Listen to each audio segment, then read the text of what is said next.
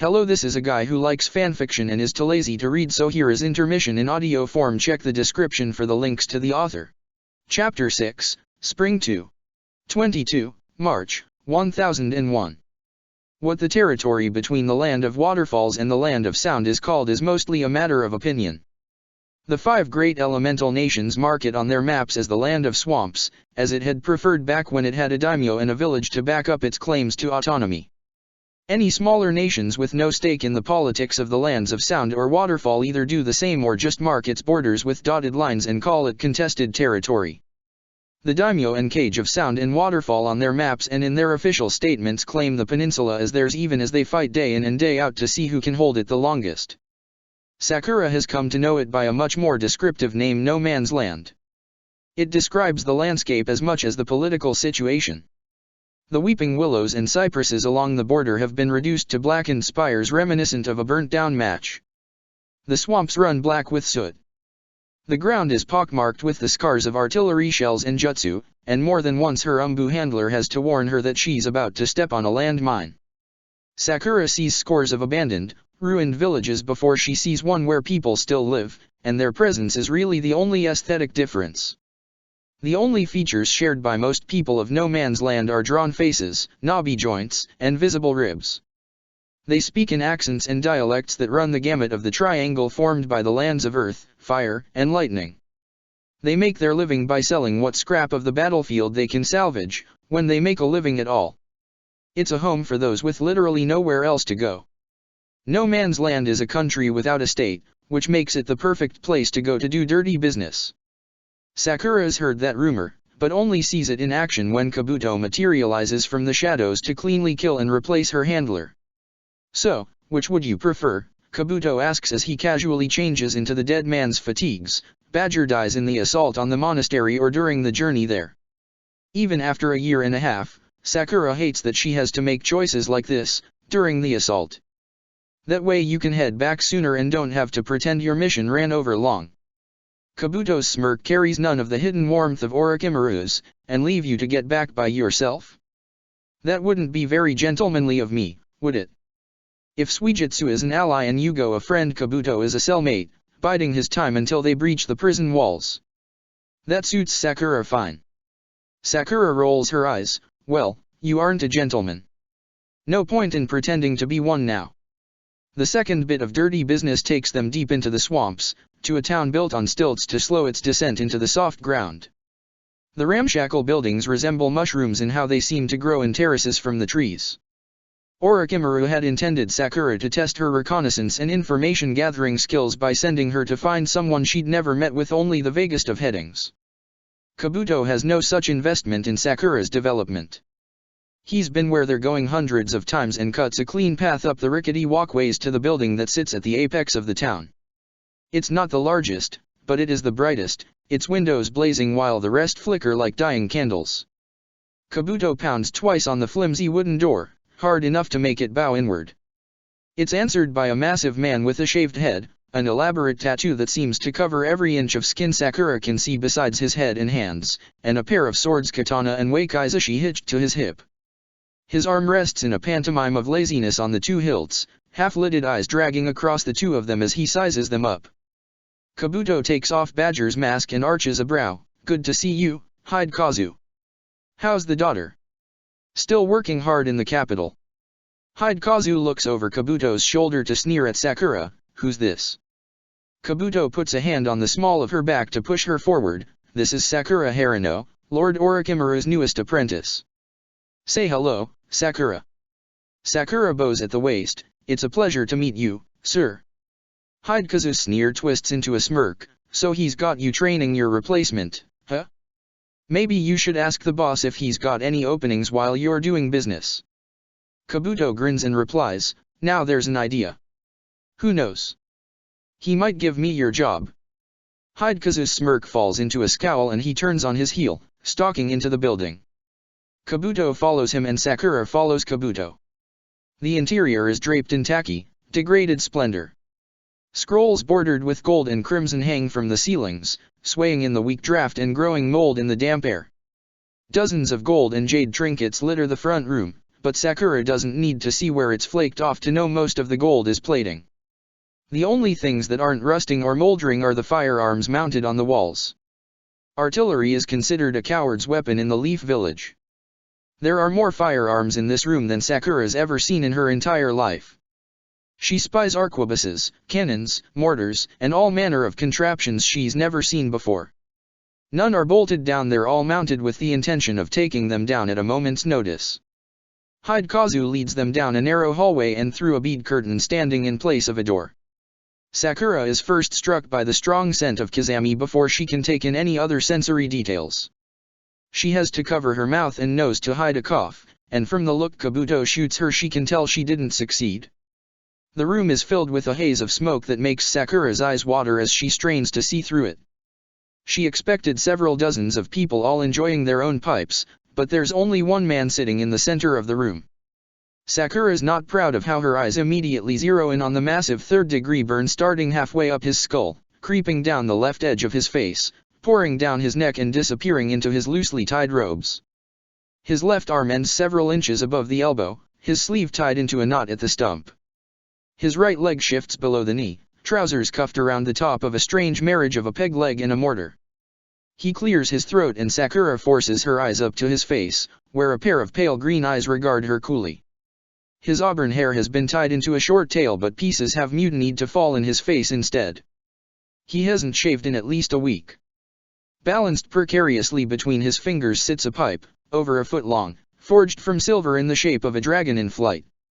He's perched on a throne made from threadbare cushions, all stained sickly shades of brown from sitting in this constant cloud of smoke. The man arches a brow and drawls, "And how old's this one?" Kabuto tilts his head to one side and remarks, "I believe she'll be 15 in a little under a week." The man rolls his eyes and shifts his pipe to sit between his ring finger and pinky so he can rub at his temple. "Great. Fucking ninja." Sakura arches a brow, "You are the powder monger, right? I thought you'd be used to how ninja do business by now." He narrows his eyes and jabs his pipe at her, snapping, "First, I don't care what dumbass rank your village gave you, you're 14 and if you sass me again you're getting a lesson in manners courtesy of Kaz's swords. Second, I am used to how you do business, but that doesn't mean I gotta like it." He wags the pipe in Kabuto's direction. "The hell's she even doing here, Kabuto? Is this another one of Snake Eye's mind games or does he really think a teenager doing his business deals is a good idea?" Kabuto shrugs and simply says, "You know Lord Orochimaru well enough now to know it's a bit of both." The man shakes his head and sighs, "Whatever. It's not my problem. What's the occasion?" "Your regular order's on its way and we got the payment yesterday." Kabuto strolls a little further into the room, crossing his arms behind his back. "Well, we've actually come to negotiate for a few more kegs, if you can spare them, of course. You see, Zayden, there was a nasty situation brewing in Tadama last fall. The civilians were planning a little uprising, nothing new. Except for the fact that one of them had managed to purchase some gunpowder of their own." Sakura catches from the corner of her eye Hidekazu's hand closing around the hilt of his katana. Zayden doesn't flinch. "Fascinating," he drones. "It kind of is," Kabuto remarks. "I mean, the one law any of the daimyo can agree on is that the sale of gunpowder and firearms to civilians is strictly prohibited.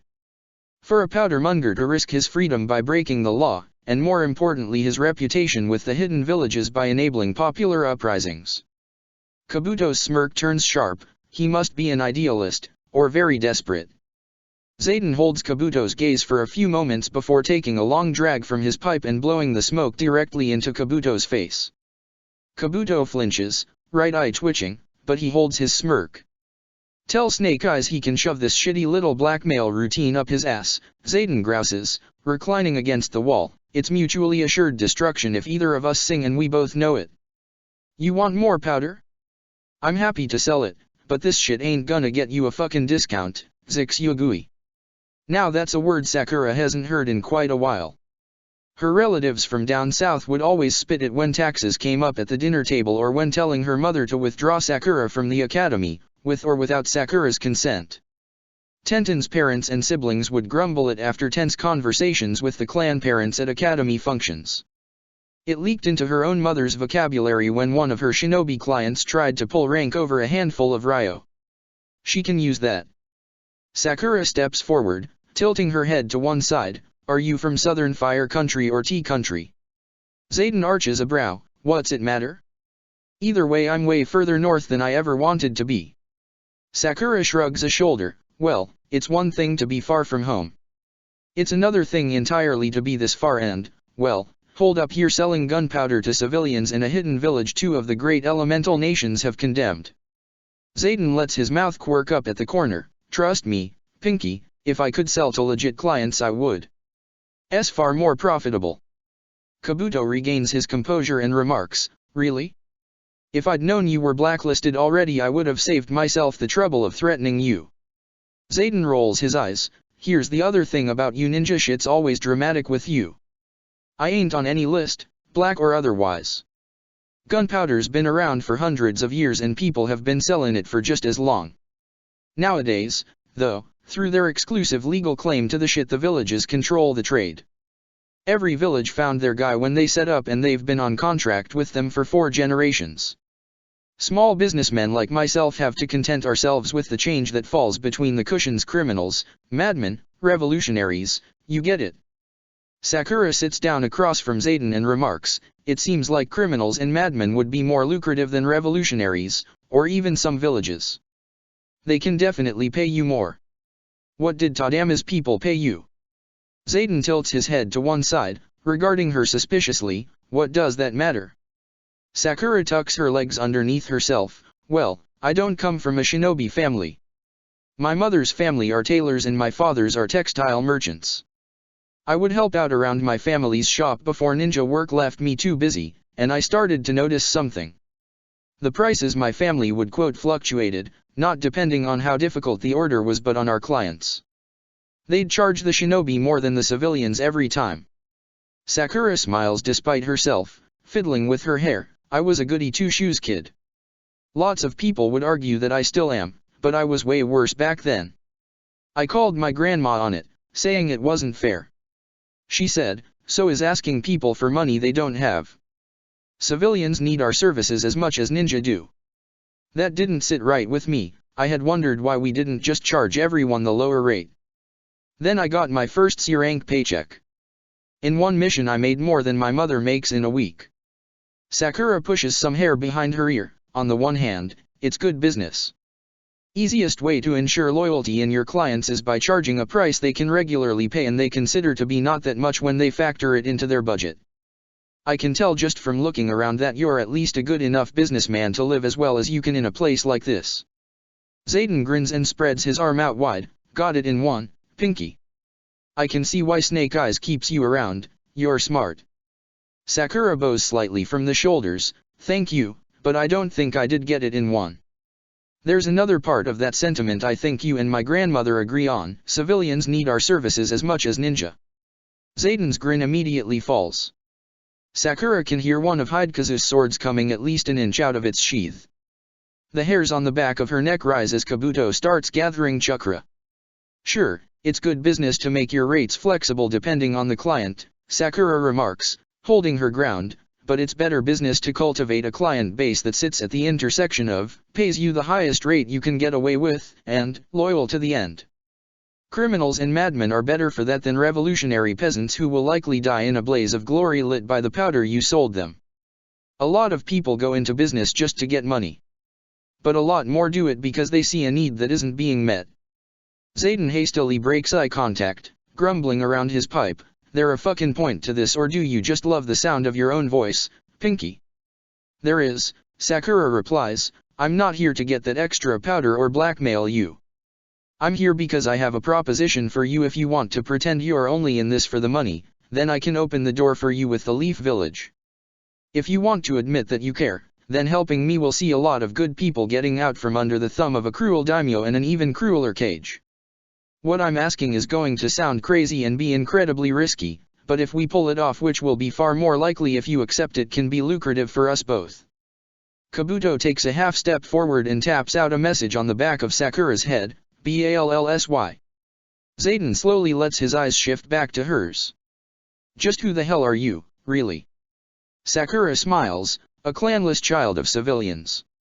Zayden is quiet. He takes a thoughtful drag from his pipe, letting the smoke leak from his nose and mouth as he stares past her. Sakura follows his eyes to a scroll on the far wall. On it is painted the story of the carp that jumped a waterfall to become a dragon. After a moment Zayden leans forward, bracing his elbow on his knee, and says, "All right, Pinky, I'm listening. Let's talk business." 14 April 1001. Shizun straightens his Haori for the 5th time before stepping back and beaming, "You look so handsome. You sure you don't want me to take a picture?" Sasuke rolls his eyes and grumbles, "It's a clan council meeting, Shizun. I'm gonna remember it fine without pictures proving I was there." It's been years since he's had to attend a clan council meeting and Sasuke still feels like he's drowning in his formal wear. With how the rains are making his knee ache, Sasuke's dreading having to kneel for several hours almost as much as having to represent a clan of one and talk politics he's still reacquainting himself with. Sure, almost all his friends will be here, but as the heirs, or in Kiba's case the spare, a position Sasuke remembers very well, they're to sit a foot behind their parents and only speak if directly addressed. Tsunade both doesn't and can't represent the Senju, and the incident with Kakashi's father left him so estranged from the Heitake clan leadership was shunted onto a completely different family. He's going to be all alone in there. The deep dark something in his stomach twists and Sasuke wonders why that's suddenly a problem now. Hasn't he been alone since the massacre? Isn't killing Itaki his responsibility and his responsibility only? Sasuke is quite literally pulled out of his thoughts and into a tight hug by Shizun. It's still weird that his nose now clears Shizun's shoulder instead of getting pressed painfully into it. Sasuke sighs, but accepts the embrace. He pats Shizun's back half-heartedly. Shizun whispers into his ear, "You're gonna do great in there, I just know it." "Yeah, thanks," Sasuke mumbles, a sheepish flush lightly dusting the tips of his ears. "Can you let go? I'm gonna be late." Shizun reluctantly does, waving at Sasuke until he's disappeared through the Hyuga clan compound gates. A member of the branch house meets him with a low bow and quietly guides him to the main hall. He knows it's a matter of formality and security, but the fact that he knows he could easily get there himself still makes him bristle. Sasuke has arrived early. Not uncouthly early, there are a handful of other clan heads and their heirs scattered along the meeting hall whispering to each other while Hayashi and his daughters sit, still and quiet as death, at the head of the room, but early enough that Sasuke's surrounded by empty seats down near the end of the hall. He hates that he can't tell if this means they're being sat in alphabetical or prestige order. Sasuke only chances a wave to Hinata and a nod to Hakume and Niji in the corner. He spends the next 15 minutes as the rest filter in staring at the Byubu and pretending he doesn't feel the embroidered Uchiha crest on the back of his Haori heat up every time a new set of eyes runs across it. The scene painted on the screen is of a pair of lionesses fighting over a carcass while a lion watches from atop a rock. The artwork is technically beautiful, but something about the image makes Sasuke's stomach turn. Once the hall has filled up, Sasuke only has a moment to take stock of the situation. His friends and their parents are dotted amongst a sea of people Sasuke only vaguely recognizes. There's only one other clan head without an heir or dowager sitting behind them. Sasuke's the only clan head under the age of 20. And Sasuke checks once, twice, 3 times, before confirming that all eyes keep darting back to him. Sasuke resolves to keep his mouth shut as long as he can, because if he opens it there's no guarantee he won't immediately vomit. Hayashi clears his throat. This meeting of the Leaf Village Clan Council will come to order. There's a brief run-through of the minutes from the last meeting before they transition into addressing any old business with new developments.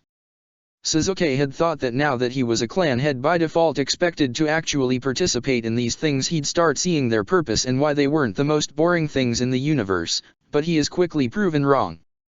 He finds himself biting the inside of his cheek and digging his nails into his palms to keep himself awake. By the time they finish with old business, Sasuke has counted all the tatami mats in the room and is working on the wooden beams in the ceiling. Now, on to new business, Hayashi states. First order, it has likely not escaped anyone's notice that the Uchiha have rejoined us. Sasuke Uchiha, upon gaining the rank of Chunin, has been given the title of Uchiha clan head and will be taking up the duties and authority of his late father. Sasuke, if you would say a few words to mark the occasion. And there come all of Sasuke's nerves, flooding back in like a tidal wave. Sasuke's stomach does a flip. No eyes had ever really left him during the meeting, but now no one has to hide the fact that they're staring him down. Across the way Sasuke catches a glimpse of Kiba shooting him a thumbs up and a big goofy grin, but his sister Hana's hand quickly shoots out to slap him upside the head. Sasuke shifts in place, clearing his throat, and wills his voice not to crack as he begins. It's an honor to be here, though I wish it was under better circumstances. In the aftermath of the massacre, I vowed to restore the Uchiha clan as well as avenge it. Restoration means more than just repopulation. I hope I can continue my clan's legacy of supporting and cooperating with you all to make the Leaf Village a better place. Thank you. There's a soft rumble of scoffs and chuckles, but no one says anything. Sasuke thinks he spies Hinata smiling encouragingly at him from the corner of his eye, but maybe that's just what he wants to see right now. Well said, Sasuke, Hayashi says, betraying absolutely nothing in his voice or on his face. If any of you have anything to say on the matter of the Uchiha clan's return to this council, you may speak now. A hand immediately goes up. It's connected to an older woman in a dull red kimono, her graying hair cut short, with the marks of a Sarutobi clan summoning master around her eyes. Her gaze is locked on Sasuke, her jaw clenched tight. Hayashi inclines his head toward her. Yowa Sarutobi, you have the floor. Yowa lowers her hand and says, voice icy, I have a question of protocol. It was my understanding that to be granted and retain clan status a clan had to have a population of 15 or more members, contain at least 3 living generations, or be made up of at least 3 individual families. Considering the Uchiha clan both in fact and in law meets none of these requirements, I was wondering if the law had been changed recently without our being told. Sasuke's throat dries out in an instant and he croaks, no, it hasn't, but... The Uchiha were afforded an exception, Hayashi cuts in. The words hit Sasuke like a slap in the face. Several hands go flying up. Hayashi narrows his eyes, one at a time, thank you very much. If you cannot decide who among you can wait to speak, I will choose for you. 3 hands sheepishly lower.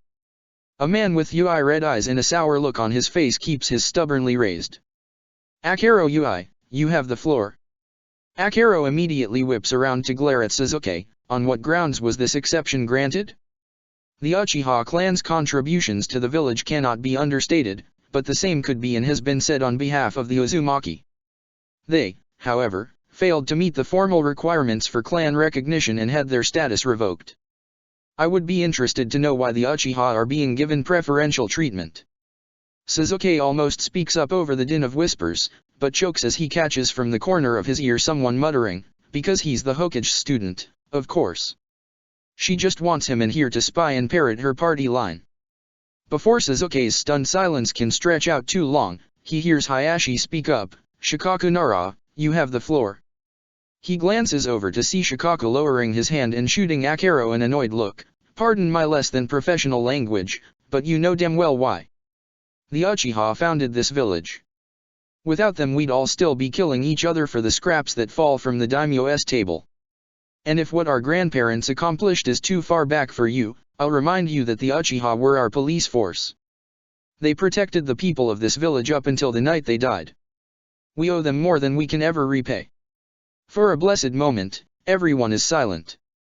Sasuke breathes a sigh of relief, letting his shoulders drop from up around his ears. And then another hand goes up. Shibuya Barame, you have the floor. Sasuke hasn't even finished blinking the shock out of his eyes before Shino's father retorts, while an appeal to history isn't unwarranted, it obscures the facts. And the facts of the matter are that while Hayashi claims Sasuke is taking up the duties and authority of his father, due to the police force's dissolution and the massacre of the clan there are no duties and authority for him to take up. While the Uchiha clan may one day rise again, Sasuke's presence here strikes me as premature. Sasuke frowns and finally finds his voice again, I understand what you're saying, but I can't afford to wait until I have grandchildren to start acting as clan head. The decisions made here impact the whole village, sometimes even more than the councils do.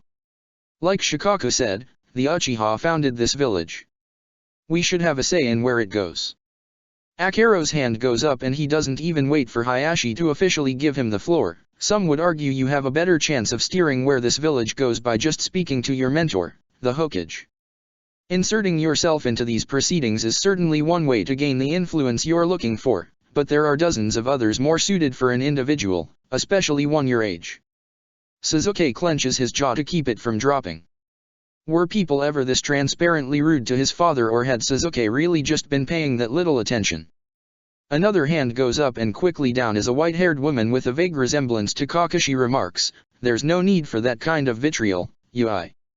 We are the adults in the room, we ought to act like it." Now, Sasuke, while your point is sound enough, I would provide a counter-argument.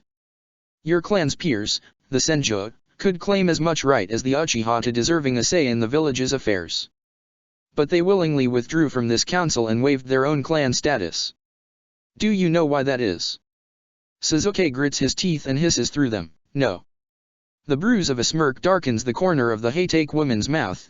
The Senju had grown too decentralized, too disorganized, and too diverse to truly come together as a clan. They could no longer act as a cohesive political entity. Any decision made or opinion voiced by their head at this council would be impossible to apply to the entire clan. The clan could not reliably put into practice anything they preached in these council meetings. Simply put, the Senju found they could no longer practically influence the village, and thought they had no right to do so ideologically. A noble and mature move, wouldn't you agree? Sasuke wonders how hard he needs to glare at this woman before her kimono catches on fire. I thought appealing to history was obscuring the facts. In this case, I'd say it highlights them. Yui cuts in, not even bothering to raise her hand. Your dedication to the village is admirable, Sasuke. Your clan would be deeply proud of it. But the fact of the matter is that the Uchiha clan consists of you and a traitor. If the other founding clan of this village was wise enough to know when to bow out, when to stop acting as a clan and start acting as individuals, it is only right that the Uchiha do the same. After all, an Uchiha trying to impose his singular will on the village nearly brought it to ruin once. Sasuke sees red and sparks fly from his hands. You're comparing me to Madara. All I'm trying to do is keep my clan alive. A better way to do that would be staying alive yourself. Akero cuts in, glaring down his nose at Sasuke. As Abarame said, the Uchiha clan may rise again, once it has the numbers to be considered one. The graceful thing to do here, young man, would be to bide your time. Sasuke sputters out a few choked syllables as the Hatake woman raises her hand and fixes Hayashi with a cool, hard stare. Hayashi makes her wait for a long heartbeat before he says, "Miya Hatake, you have the floor." Miya smiles sweetly, folds her hands in her lap, and states, "I motion that this council expel Sasuke Uchiha and appeal to the Hokage to revoke the Uchiha clan's clan status." Sasuke's cry of "what?" is smoothly ignored by Hayashi. "Very well. Who else?" Akero's hand shoots up. "I second the motion." Is he hyperventilating? Sasuke thinks he might be hyperventilating. His palms are slick with sweat and his knee is throbbing painfully in time with his rapidly beating heart. "Then we have a motion," Hayashi remarks, brow tilting ever so slightly up. "The motion to expel Sasuke Uchiha and appeal to the Hokage to revoke the Uchiha clan's clan status has been seconded. The floor is open to debate." Miya lifts her chin to look down her nose at Sasuke. "We've stated our case for the motion. Any who have a case against it, feel free to argue." The room is spinning. Sasuke's eyes are burning and he's trying to turn off the Sharingan but it won't turn off. Why did he even come here? He could just leave. He could get up and run straight through the shoji and be halfway to sand before he could come up with an argument that would actually change these people's minds. What do they want from him? Why should he have to argue for his clan's right to exist? Is this why father was always angry, why Taka was always simmering beneath the surface? Because apparently some people will never let Madara go. What is Sasuke supposed to do? What would father do? He should have paid attention and learned from his example, but paying attention was Ataka's job. This should be Ataka's problem, not his. Ataka was the heir, but he slaughtered the clan and now it's about to be slaughtered again. Hayashi's puzzled voice breaks through Sasuke's fevered mind. "Danzo Shimura, you have the floor." Sasuke drags his eyes over to an old man with one bandaged eye, an X-shaped scar on his chin, and the arm that isn't raised hidden in his robes. Sasuke's brow furrows. Has he seen this man before?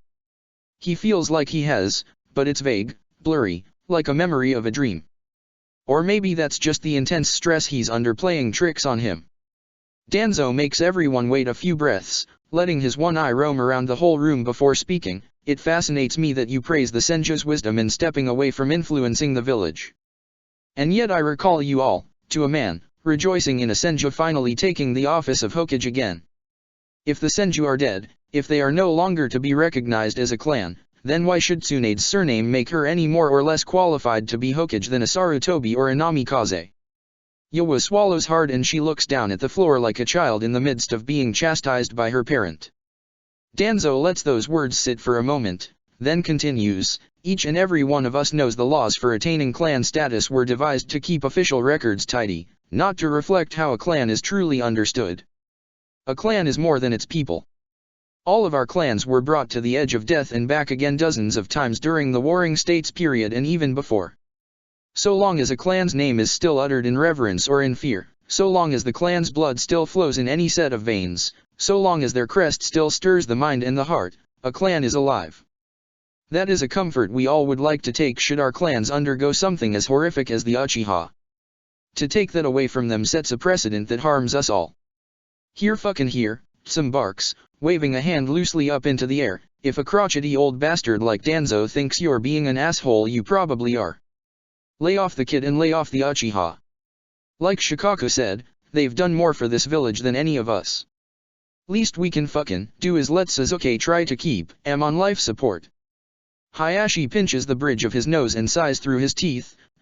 I swear on all 6 paths if you cannot conduct yourself like a professional I will make sure Hana is the one who gets the meeting announcements instead of you. I would take Danzo's words to heart, all of you. Inoichi sneers, eyes narrowed in a poisonous glare echoed by Ino a foot behind him. Imagine it. Truly imagine it. Your clan is destroyed and only your heir is left. They come before us, trying to live your legacy and follow in your footsteps. And not only do we slam the door in their faces, we try to lock it and barricade it. Would your soul rest easy knowing that at least we made sure the law was followed to the letter? I know mine wouldn't. Choza crosses his arms over his chest and simply says, you all, individually, decided it would be a worthwhile use of your time and ours to bully an orphan. I don't think I need to say any more than that. Sasuke takes a deep, shuddering breath, and finally finds his voice again, you.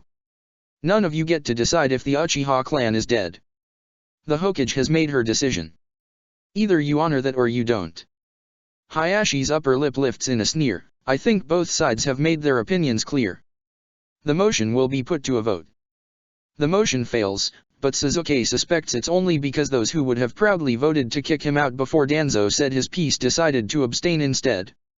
Hayashi moves the meeting along like nothing happened, and Sasuke tries to learn how to breathe again. When it finally, mercifully, ends, Sasuke doesn't linger.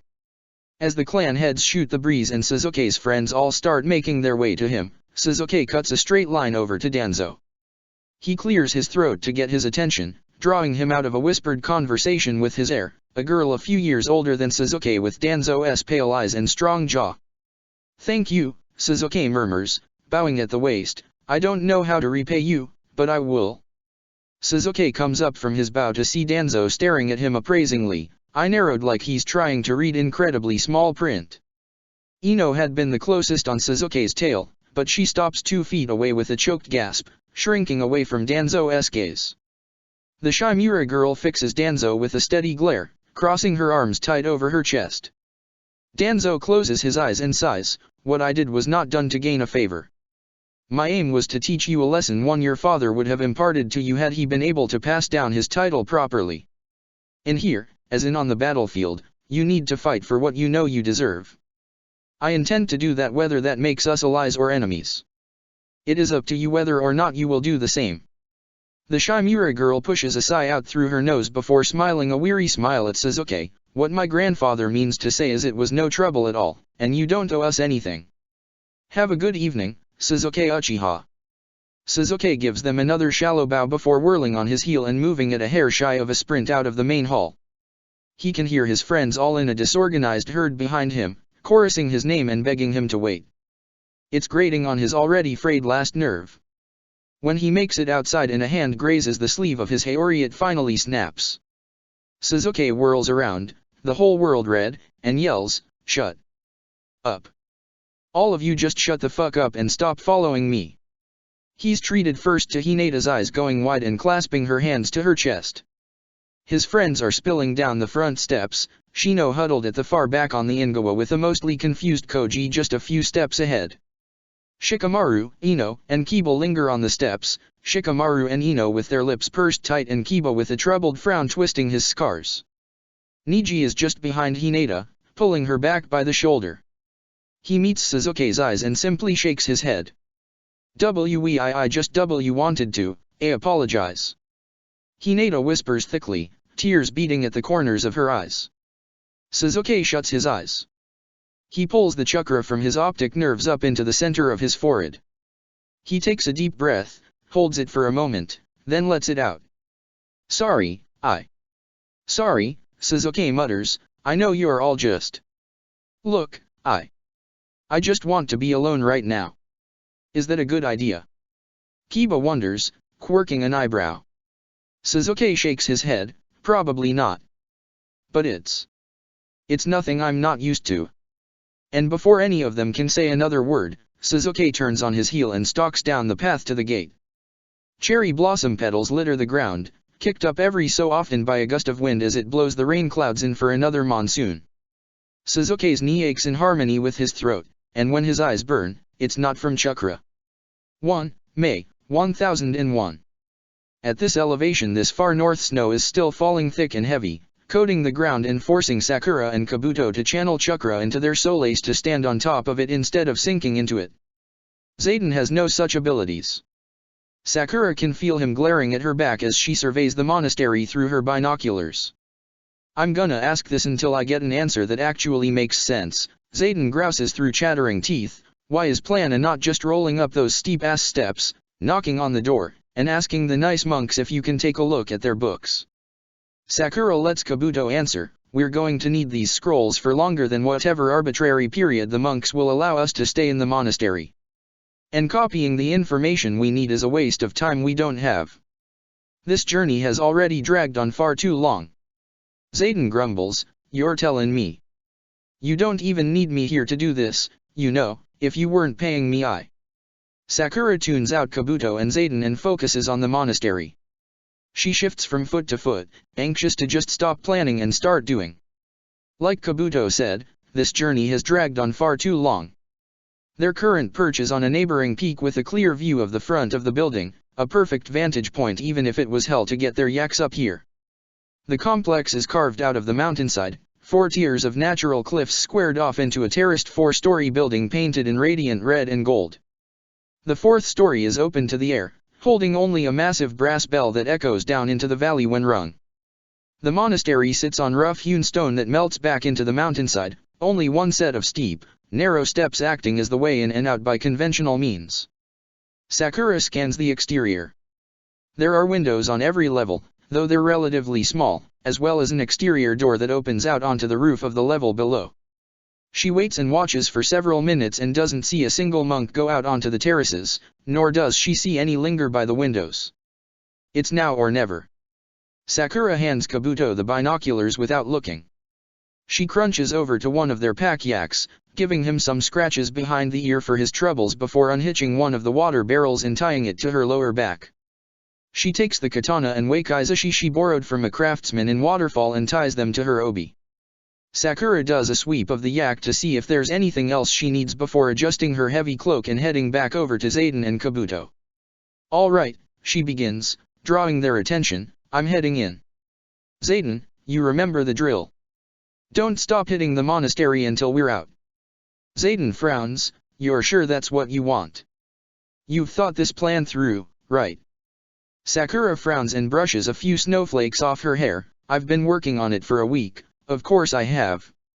Zayden stares down at her for a few more minutes before shutting his eyes and shaking his head. "Well, practice what you preach, Pinky. Your rank makes you an adult. Being an adult means living with the consequences of your decisions. Hope you're ready for that." Zayden doesn't wait for Sakura to say anything more, spinning on his peg leg and heading away.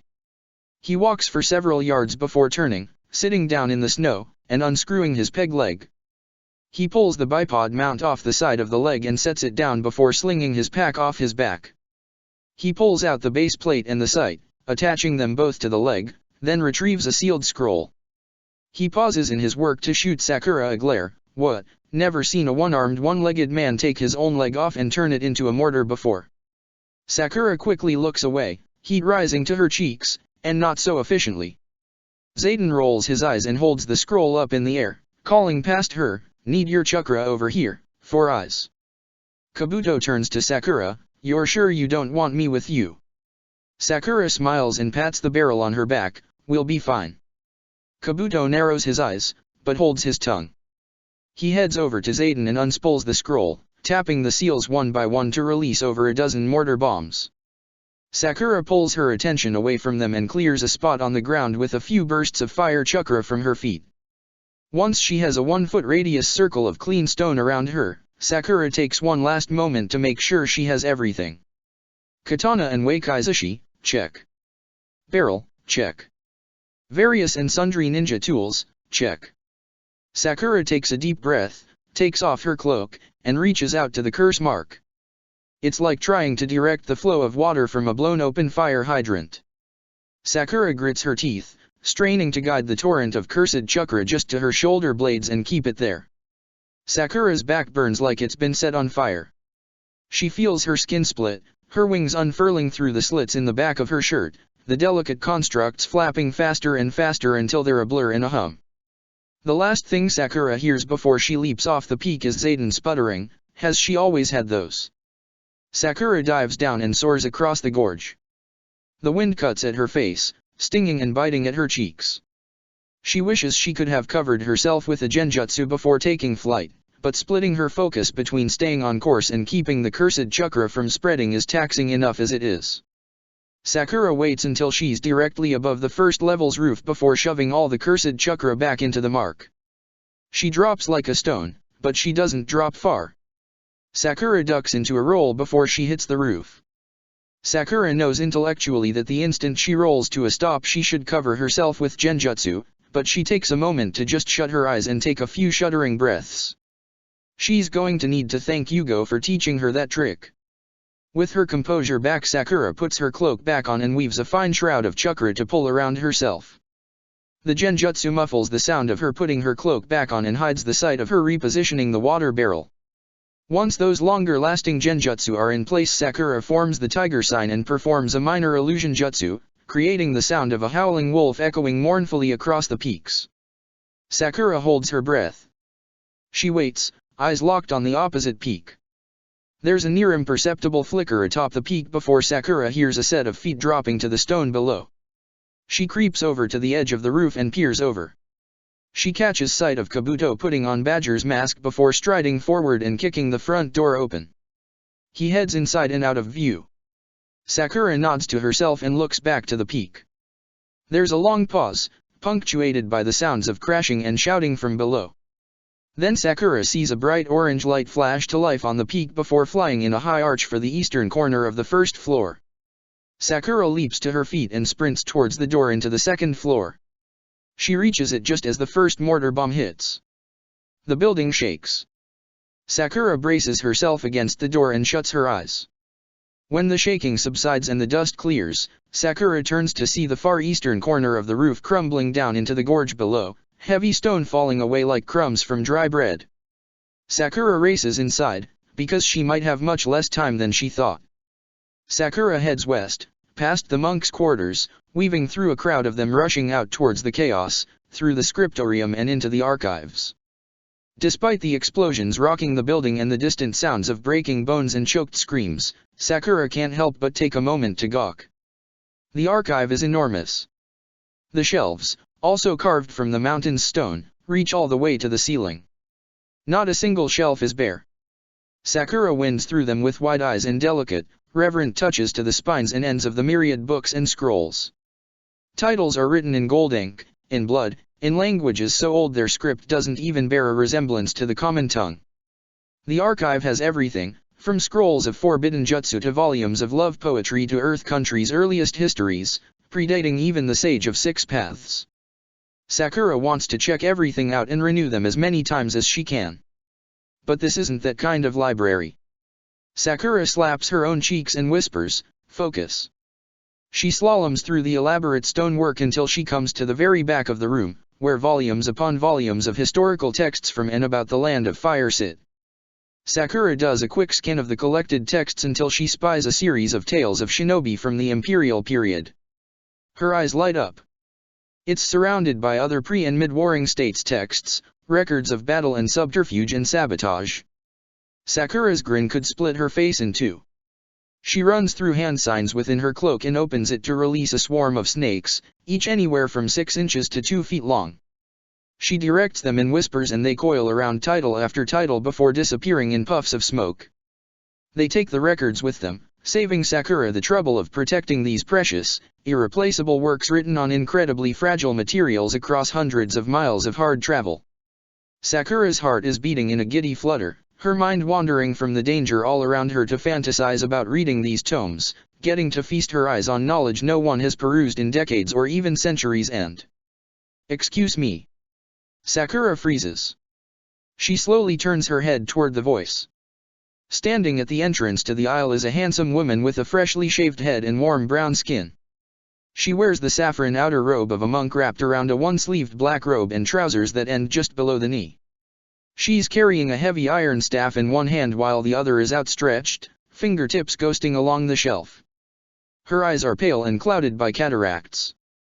Sakura holds her breath and dedicates all her concentration to maintaining the genjutsu masking the sounds of her and the snakes. If she stays very still and very quiet, the blind nun should think she was just hearing things and go away. The nun's mouth quirks downwards in a frown.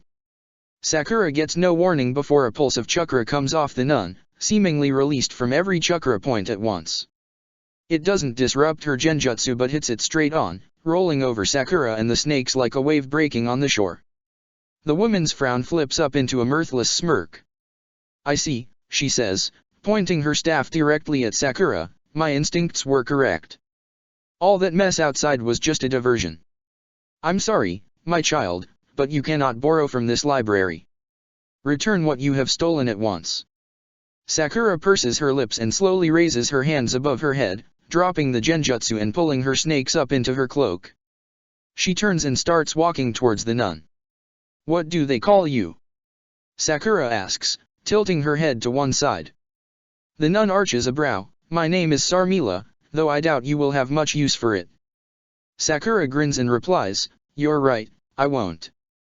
She reaches behind her back and throws the water barrel right at Sarmila. Sarmila's reflexes are lightning quick. She spins the iron staff around and brings it down on the barrel, knocking it out of the air and slamming it onto the stone. The wood snaps inward. Water splashes out in all directions.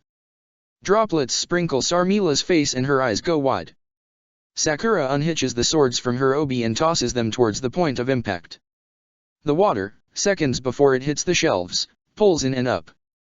It coalesces into a humanoid shape that grabs the swords out of the air and forcibly unsheaths them by swinging them so hard the scabbards go flying for Sarmila. She whirls her staff in a wide circle to knock them both away. She nearly misses her window to bring it up and block the two blades as the fully formed Suijutsu slashes for her throat. The blades graze her, barely breaking the skin and blood beading to the surface. Suijutsu bounces away from Sarmila, bringing the blades up into a defensive stance as he lands. "We have a plan, Sakura." "We will in a second," Sakura calls, sending out the last of her snakes to coil around the last few scrolls she needs. "That's what you're for. Keep her busy." Suijutsu rolls his eyes. "Girls always need you to do the dirty work they're too good for." "All right, hop to it." Suijutsu and Sarmila parry and riposte back and forth while Sakura strikes with snakes hidden in her cloak for any opening in Sarmila's form she can find. She bites the inside of her cheek hard enough to taste blood. Tricking the chakra sense is the tallest order a genjutsu specialist can receive, even when they're expecting it.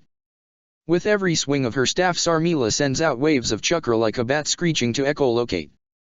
Shadow clones would probably read the same to that kind of sense as a normal human, but the problem is there's only one way in and out of the archives and Sarmila knows that better than she does. A decoy would barely slow her down. If Sakura just bounces those waves back before they can make contact with her body, that'll tell Sarmila as much as if the chakra waves had hit though it might contract her view of the space and maybe she could lead her into some sort of. The building quakes beneath their feet, knocking everyone off balance. Right, Zayden.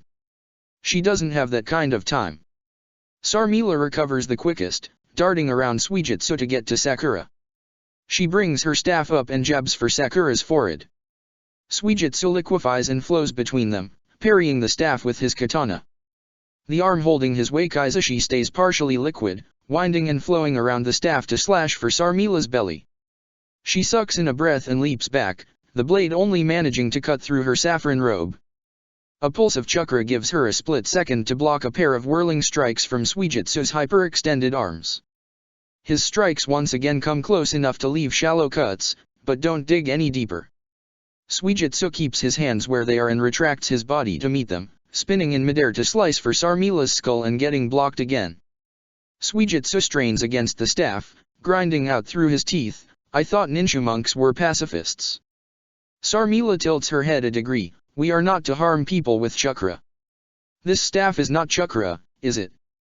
Suijutsu snorts and finally manages to push the staff away. "Well fuck, if that's the only requirement then I oughta shave my head and stick around here."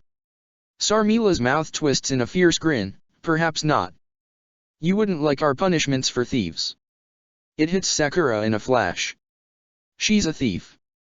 Thieves don't need to win fights, they need to get in and get out alive. She doesn't need to render Sarmila blind all over again, she just needs to get away. Sakura brings chakra out from her navel, kneading it until it's hot enough to burn, and starts bringing it up to her throat. When she calls out to Suijutsu, smoke billows from her mouth. "Suijutsu! Water bullet! Straight up!" Suijutsu doesn't hesitate. He flings one hand into the air, collecting a bead of concentrated water at the tip of his finger. He fires it at the ceiling and Sakura spits a phoenix flower to intercept it. They collide and explode into a thick cloud of steam saturated with chakra. Sarmila sends out a wave and the bank of misted chakra slows its movement to a crawl. Sakura grabs Suijutsu by the wrist and sprints out of the aisle, dragging him along behind. "We have ruined that whole aisle of books," Suijutsu hisses into Sakura's ear as they run past the shelves and make a beeline for the door. "She's gonna be pissed." She was already pissed, Sakura shoots back, "Just keep running and we won't have to deal with it." They've only barely entered the scriptorium when Sakura hears the rapid slapping of bare feet on stone and realizes she was being way too optimistic. Sarmila comes leaping through the doorway behind them and stabs the butt of her staff into the small of Suijutsu's back. His eyes go wide and his legs quite literally turn to jelly. One liquefies entirely from the knee down while the other gets stuck in a gelatinous state. Suijutsu goes bouncing and rolling across the ground, and before Sakura can even begin to figure out what that means, Sarmila whips the staff around and jabs it hard at the intersection of Sakura's right shoulder and neck. The entire arm goes numb. Sakura tries to channel chakra down it and it's like trying to pour water into a glass while blindfolded.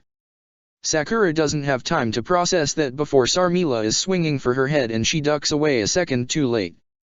The staff cracks Sakura across the temple and she sees stars. Sakura weaves and wobbles, balance thrown off by her dead arm and probable concussion.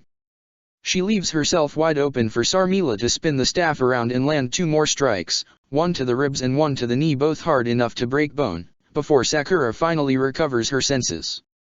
Sakura redirects her chakra down her left arm, uncapping the curse mark just enough to get petals swirling across her skin, and releases a white snake as tall as she is from her sleeve. It strikes for Sarmila, who lets it bite down on her staff before twisting it and wrenching it out of Sakura's grasp. The snake's eyes go wide. Sarmila shakes it off her staff, dropping it to the ground, and slams a heel down on its belly. It thrashes, but not for long. Sarmila brings the staff down on its head and punches all the way through. Sarmila dashes back in and Sakura can only stay on the back step. A mortar bomb hits the roof 10 feet away, rocking the room and caving in a portion of the ceiling. Suijutsu half runs half crawls to get out of the way of the falling rubble. He's getting control of his legs back, but nowhere near fast enough. One thing is clear between Sarmila and her own diversion: Sakura doesn't have time to be clever. She reaches for the curse mark and tears the cork the rest of the way out. Cursed chakra comes bursting out from her in whirls, forcing Sarmila to take a big step back and bring her staff up in a defensive stance. It burns like she's being dipped in lava every single time. Sakura bites her tongue to keep from screaming as her hair and nails grow out and her wings burst from her back, beating so fast they force her cloak to billow around them like it's been caught in a strong wind. The cursed chakra mends her skull, her ribs, her knee, but her right arm is still a mess of tingling static she can't quite move. She digs her claws into her palm and immediately breaks skin. Sakura zips across the room to Suijutsu and pulls him onto his feet. She grabs Suijutsu's right hand with her left and forces him to make the hand signs with her boar dog bird monkey ram. Sakura forces their hands to the ground and screams, summoning jutsu. She pours a gout of cursed chakra into the effort. She needs something big. There's a burst of smoke, large enough to fill the whole room. She can barely hear Sarmila suck it in and cough it up under a deep, rumbling hiss. The smoke clears to reveal an absolutely massive blue-black viper struggling to fit in the scriptorium. His cool green eyes survey the area as his tongue tastes the air. The snake rears up and takes a larger look around, towering over all three of the humans in the room even as it's forced to bend to fit inside. Suijutsu chokes on a swear and Sarmila breathes a short prayer to the sage. The snake speaks in a soft, deep, reserved voice, "It seems you're in quite a bit of danger, Miss Sakura."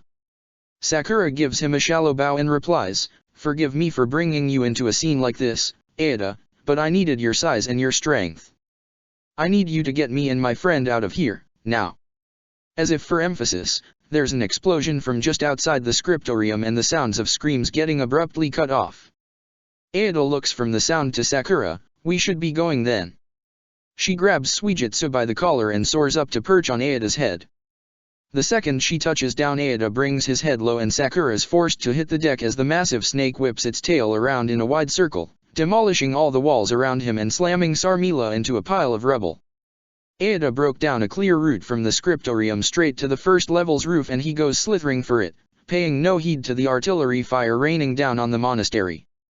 The roof is full of holes and Sakura gets a moment to glance down into them. Another snake, easily as large as a draft horse, is running rampant in the main hall of worship. It whips its tail back and forth to knock away the monks harrying it from behind and swallows those that come at it from the front. The statue of the sage is on fire, as is most of the room and several dozen corpses. What monks aren't on the ground are split between trying to take down the snake and ganging up on Kabuto. His mask has fallen away to reveal a twisted grin. The monks all fight with Sarmila's ferocity and airtight technique, but Kabuto is a medic, and a medic's number one priority is not to get hit. Ever. He dodges like a dancer, whirling around and behind and through groups of monks. A blade of razor-sharp chakra glows around his hand and his lightest touch to the right place is enough to send a monk sprawling to the ground, dead in an instant. Sakura is brought back to her own battle by Sarmila shouting, "You will not escape me, heathen." Sakura whirls around, eyes wide in disbelief. Sarmila is clutching her side with one hand but still sprinting after Aida at a breakneck pace.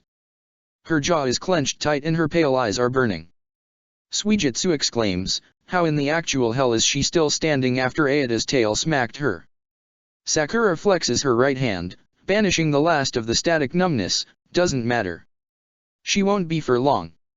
Sakura leaps off Aida's head, spinning around to face Sarmila in midair.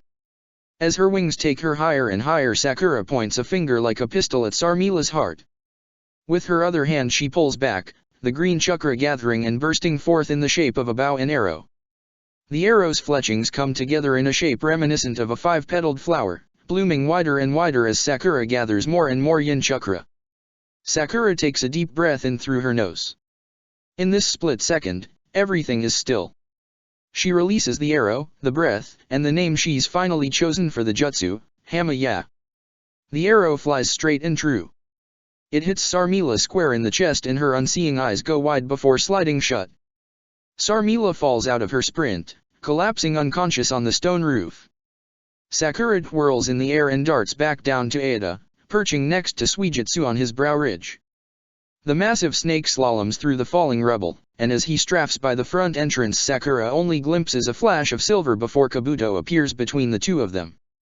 He digs his fingers in between Aida's scales and drops low, chest flush with the top of Aida's head, gritting his teeth so hard Sakura thinks they might crack.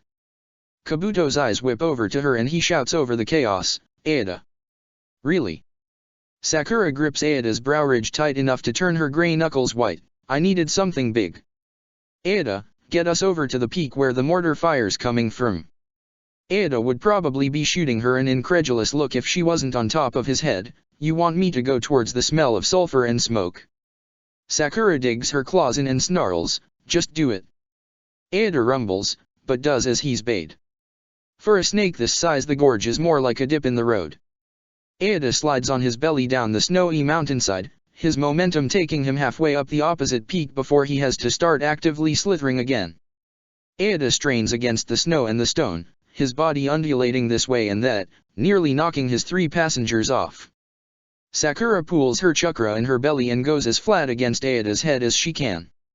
With one last push the massive snake crests the peak, coming up in a burst of snow.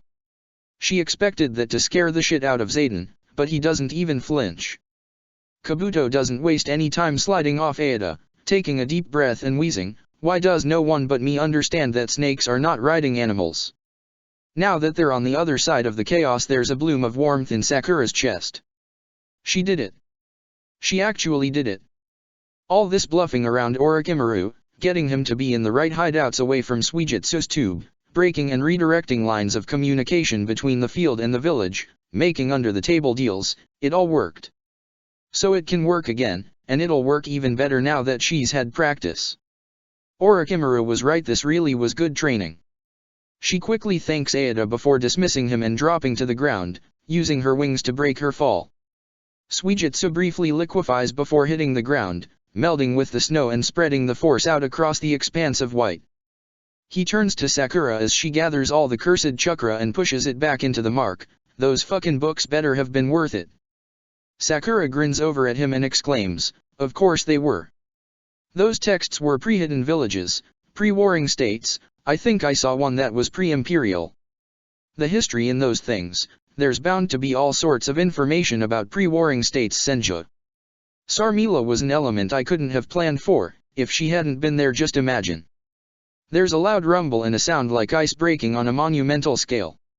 Sakura whirls around toward the monastery. Her jaw drops and she covers her mouth as snow and rock come surging down the peak like a tidal wave. A curtain of filthy white envelopes the monastery. The building that endured centuries of wind and rain and sleet vanishes in an instant. How? It wasn't S. Suijutsu crosses his arms over his chest and replies, voice even, the building was built into the mountain. Hit that building enough times and it was gonna shake something loose. You told Zayden to keep hitting the place until you got out, didn't you know this would happen? Sakura thinks back to every hit that shook the whole building and feels her stomach twist. She wasn't trained for this environment, she's never even used a mortar, how was she supposed to know? Sakura runs her hands through her hair, scraping her nails across her scalp. She was supposed to know because this was her plan. Zayden doesn't look at the destruction as he breaks down his mortar, turning it back into a leg and screwing it back on. He solemnly packs up what black powder and bombs are left. Before he stands he puts a hand to his heart and mutters some phrase Sakura can only understand a few words of. He gets to his feet and starts loping over to the yaks, but spares Sakura a sharp look as he passes. His words hit harder than any of Sarmila's blows, nothing like a job well done, a pinky. Sakura's tongue has gone numb. Thousands of scrolls of history, mythology, songs, and poems and techniques, gone. Dozens of human lives, gone. All of it crushed at the bottom of a gorge beneath hundreds of tons of earth and snow. Why didn't she just ask the monks if she could read the texts? Why didn't she just ask if she could make copies? Why did she consider those options then laugh them off, like no one in the world would ever just do something for nothing? Sakura clasps a hand over her curse mark. It's still warm. Kabuto strides up to her side and shades his eyes as he surveys the destruction. I think we can safely report no survivors on this one. Good work, Sakura. I'm sure Lord Orochimaru will be very pleased. Sakura stops fighting the urge to vomit all over the snow. Chapter 7, Summer 2. 30, June, 1001. Suzuki, Kiba crows, we've got another one. Suzuki hisses through his teeth, of course we do, and only diverts 10% of his focus away from the shattered femur he's supposed to be rebuilding. Akamaru comes bounding over, a little boy draped across his broad back. Kiba is left to the delicate task of laying the boy out on the nearest piece of flat, clean ground and whispering some encouraging nothings to him, because if Sasuke takes his hands off this man's leg for even a second, all his work will come undone. Despite his attitude grating on him, there's no one Sasuke would rather have covering his back right now than Kiba. After all, no one else in the Leaf 12-2 has an older sister who drilled them in the basics of field medicine until they could recite them in their sleep.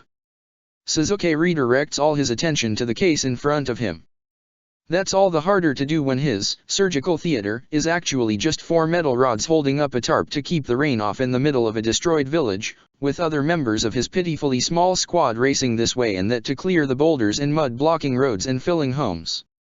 Blocking out the sound of pounding rain, shouted orders, and survivors calling out frantically to the missing is almost harder than actually mending this bone.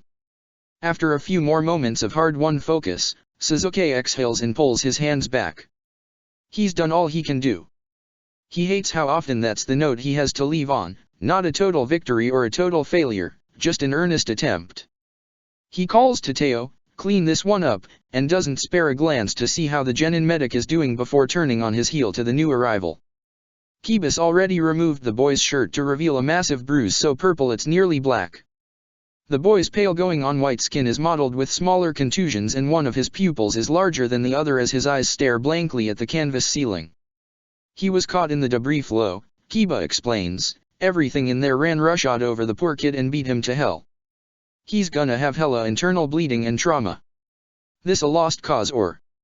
No, because you brought him to me, Sasuke snaps, palms blazing to life with blue-green chakra. Get back out there and... Lee comes barreling over, exclaiming, "Sasuke! Kiba! We have finally opened the way into the canyon, we have 5 wounded coming up this way." Sasuke lets out a harsh grunt, "Are you fucking? I am not gonna be done with this kid by the time they get here." Kiba looks between Teo and Sasuke before turning to Lee, "How bad's it look?" Lee winces and just says, "Very." Sasuke shuts his eyes and growls, "I fucking hate landslides."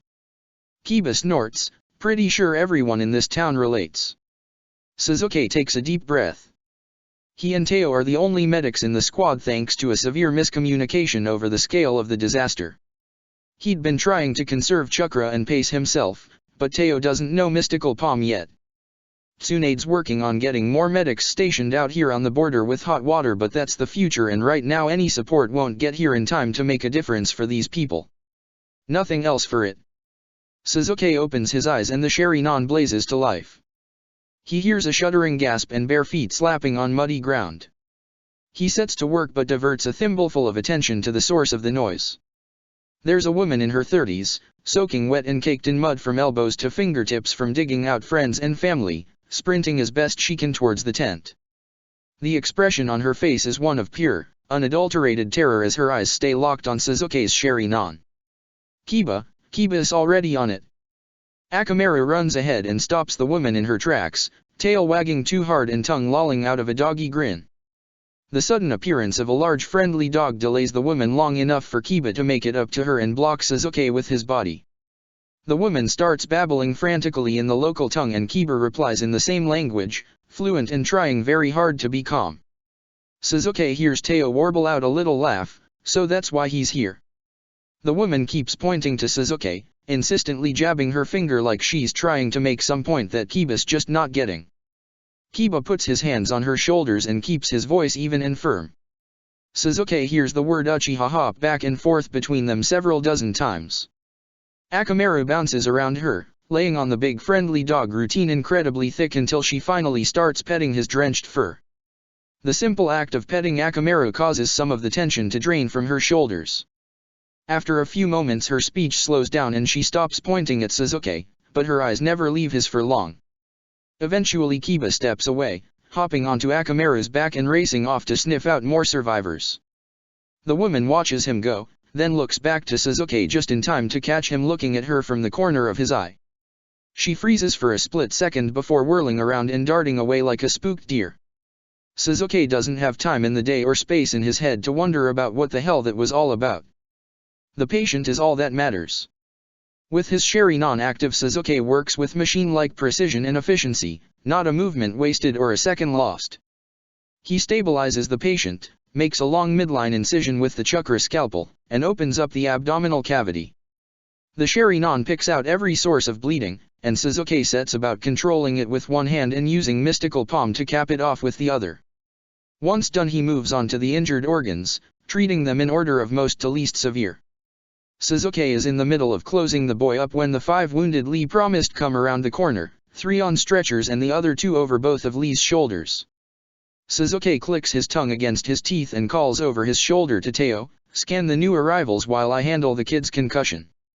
Suzuki keeps an ear open while he brings his glowing palms up to the child's temples, and Teo reports after a few moments, "I can take 3 of these guys, the other 2 are in a bad way. They're all yours." "Great, you're a lifesaver, Cricket," Suzuki grouses, the chakra flickering out on his fingertips as the little boy blinks, quicker and quicker as he's getting his senses back. Teo's indignant whine of, "Come on, you're not even in the clan," is probably not very encouraging to his patients.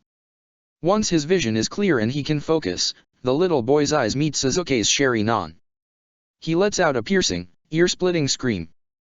He scrambles out of Suzuki's hands and all the way over to Lee, moving quicker than someone who was concussed and had suffered some of the worst blunt force trauma he's ever seen ought to. The little boy cowers behind Lee's leg, clinging to it like a rock in the middle of a stormy sea. Suzuki's jaw drops open but no sound comes out. What does he say? He's had patients be afraid of him before he treats them, but after is something else entirely. The little boy's voice comes in a near incomprehensible torrent, but Suzuki's able to get some of it.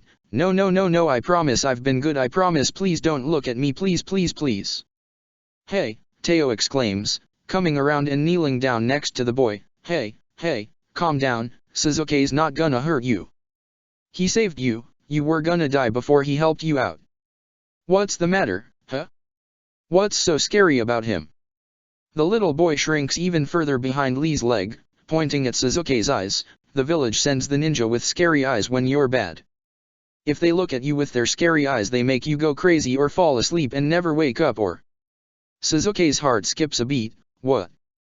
Whoa, Teo cuts in, putting his hands on the little boy's shoulders. "I don't think Suzuki can even do any of that."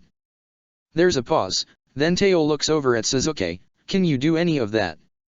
"No," Suzuki huffs as the wounded are set down and he immediately identifies his cases. Suzuki's thought of "I don't have time for this" becomes a mantra to calm his backfiring nerves and keep him focused on the patients.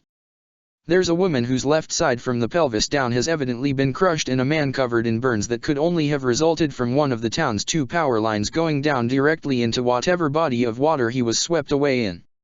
One of the reasons Suzuki is uniquely suited to this line of work is that the massacre left him desensitized to the horrific things that can happen to the human body, and he's able to calmly make the assessment that the woman can wait if he's quick. With the Sherry-Non active, Suzuki is nothing if not quick. Suzuki focuses on treatment, but can't help overhearing Lee's voice dropping into something soft and gentle. Now, there is no need to be afraid. Look, see how Suzuki moves as he treats that man's burns. He is fast, and very accurate, that is thanks to his eyes. They are not scary, they help him help people. If he had not used them, he would not have been able to help you. The little boy's voice is quieter but no less harried. "But the grown-ups all talk about the scary eye ninja coming, and Mama says that's why my papa and Hoa's papa and Shun's mama and Yumi's mama had to go to the hospital in the city and stay there forever, because they were being bad and made the daimyo mad, and grandpapa says during the war they'd..." Lee gently shushes the boy. "All of that was a long time ago. Those ninja were Suzuki's family, but Suzuki is not like those ninja. You said your father did something bad? Well, how would you feel if because he did something bad people said you were bad?" The little boy is quiet, and when he speaks again it's in a heavy whisper. "It feels really, really awful and I hate it." Suzuki almost steals a glance back at the little boy. Tsunade's voice in his head snaps that he doesn't have time for this, and neither does his patient. Suzuki keeps his eyes on his work. The work goes as well as it can, and Suzuki does all he can do for his patients. The flood of wounded eventually narrows to a trickle, because the thing about landslides is that they create a lot more dead than they do injured. Suzuki finds his focus constantly wandering, because all he can see now is his lucid patients staring at his sherry non while holding their breath for some other shoe to drop, and all he can hear is those townsfolk outside the medical tent whispering to each other, repeating Uchiha and sherry non like they're the names of folklore monsters coming down the mountain to steal their children away in the night. The rain eventually stops and the sun starts to set behind the thick clouds. Thunder rolls through the sky and the air is muggy with the sticky heat of a fire country summer. The busy work of monitoring patients and sending ripples of lightning chakra along his skin to kill any enterprising mosquitoes does little to keep Sasuke from going deeper and deeper into his own head. As he's changing some bandages, Teo sighs, "This is so weird. Like I thought people liked the Uchiha. Civilian people. They do in the village, anyway. You guys were the police, you solved crimes for them and kept them safe in, a normal way, not a scary way like the Umbu. You honestly had more to do with them than any of us." Sasuke simply replies, "We're a long way from the village." Teo runs a hand through his ponytail and mutters, "No kidding." After an hour or two more of not doing enough, Sasuke's sitting on the ground in the middle of the medical tent when he hears the sounds of fur rustling and too many footsteps on mud. A large, fluffy weight leans heavy on Sasuke's side and another back presses against his. Kiba asks from behind him, "We lose any yet?" "3 so far," Sasuke replies in a fatigued mumble, "probably gonna lose a 4th soon if that guy on the far right is as bad off as I think he is." "God, disaster relief sucks," Kiba mutters, leaning his head back and pushing Sasuke's forward. "I don't know how you do so many of these. I'd go crazy." Sasuke scoffs, "You know how I usually do them? With more than just one genin and you to support me. First thing I'm doing when we get home is telling Tsunade to tell the daimyo to fix the fucking infrastructure out here." "As you fucking should," Kiba sighs. They fall into a silence punctuated only by the high whine of mosquito wings. Sasuke knows he doesn't need to say anything more. Akamaru has flopped down to drop his head in Sasuke's lap. Sasuke could just sit here, pet the very big, very good dog, and keep an eye on his patients. But if Sasuke's good at anything, it's making himself feel worse. "That woman you were talking to in the local tongue, the one who was pointing at me, what was that about?" Kiba shrugs, jostling Sasuke slightly. She was scared of your eyes, but that's not surprising. Mom always said the Uchiha always got stuck with all the messy jobs, cause the Sharingan made it so they were really good at them. You know, TNI, Umbu, suppressing dissidents, all the shit you really hope they never ask you to do. Uchiha who didn't want to do that stayed cops and the ones who were okay with being bogeymen to keep people in line went into the regular forces." Sasuke isn't surprised, but he wishes he was. "The kid you brought in said his father had his mind broken by someone with my eyes." Kiba nods, "Sounds about right. Our clan's old lands are out around here. I swear I heard something about some people at least making some plans to revolt or some shit last time we visited. It didn't get too far. Guess we know why now." Sasuke shuts his eyes. Akamaru nuzzles into him and lets out a high whine. Sasuke runs a hand through his thick, soft fur, scratching behind his ears. He takes a few deep breaths, shuddering on every exhale. Kiba reaches up and buries a hand in Sasuke's hair, giving it a tug just painful enough to pull him a few inches out of his own head. "Sasuke, don't go there," Kiba rumbles through grit teeth, "this isn't on you. This happened years ago. You are not your clan." Sasuke's shoulders tense up. He clenches his jaw and purses his lips, pressing them into a tight line. The Uchiwa pinned between him and Kiba burns, so hot Sasuke wonders if it'll burn Kiba too, and finally after 7 years, nearly a decade, there will be another person bearing this mark. Sasuke whispers, "Yes, I am. I'm all that's left." 7. July, 1001. Sakura spends her first vacation in nearly 2 years returning books to the library. She'd spent most of May and all of June studying, digitizing, and hand-copying the texts she stole from the monastery, only leaving the archives to eat and use the bathroom. Anything she needed from outside that wouldn't contaminate the ancient documents she sent snakes to fetch. Technically speaking, she wasn't sleeping in the archives, mostly because she was barely sleeping. She hadn't trimmed her hair even once, just adding more and more bobby pins to keep more and more of it up and out of the way. After 4 weeks without bathing she didn't so much smell bad as she did musty. Sakura would have been content to waste away in there for the rest of her days. But Orochimaru had seen fit to order her to take some time off. No missions, no nothing, just, go outside, he'd sighed, running a hand through his hair as his eyes darted up and down Sakura's disheveled form. I don't care where you go or what you do, just stop doing this for, I don't know, a week? Seriously, little flower, keep working yourself this hard and all your petals are going to fall off. Sakura had frowned at him and croaked, do I need to take a handler with me when I go? He'd waved a hand dismissively and replied, of course you don't, I can track you wherever you go through your curse mark. Now get out of here or I will drag you out and lock you out. Sakura hadn't wanted to leave. She'd wanted to stare at the antique paper and ink until she got sucked inside it and never had to come out again. But her sleep-deprived, guilt-addled brain had conjured an idea even more self-destructive and masochistic. Sakura had grabbed it and run like the thief she is.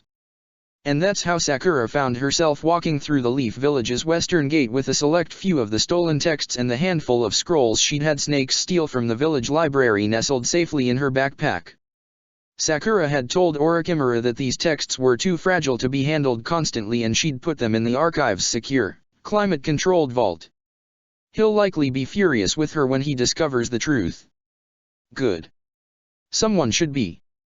In one sense, only obscuring herself with a basic transformation to make her look like an ordinary traveler is a practical move. Sakura's visit has coincided with Tanabata. The Leaf Village's festival draws visitors from miles around. The crowds are enormous enough to overwhelm even a whole village of trained shinobi made doubly wary by a relatively recent terrorist attack. A genjutsu isn't necessary, and it might even be worse because all the sensors will be on high alert for elaborate works of chakra.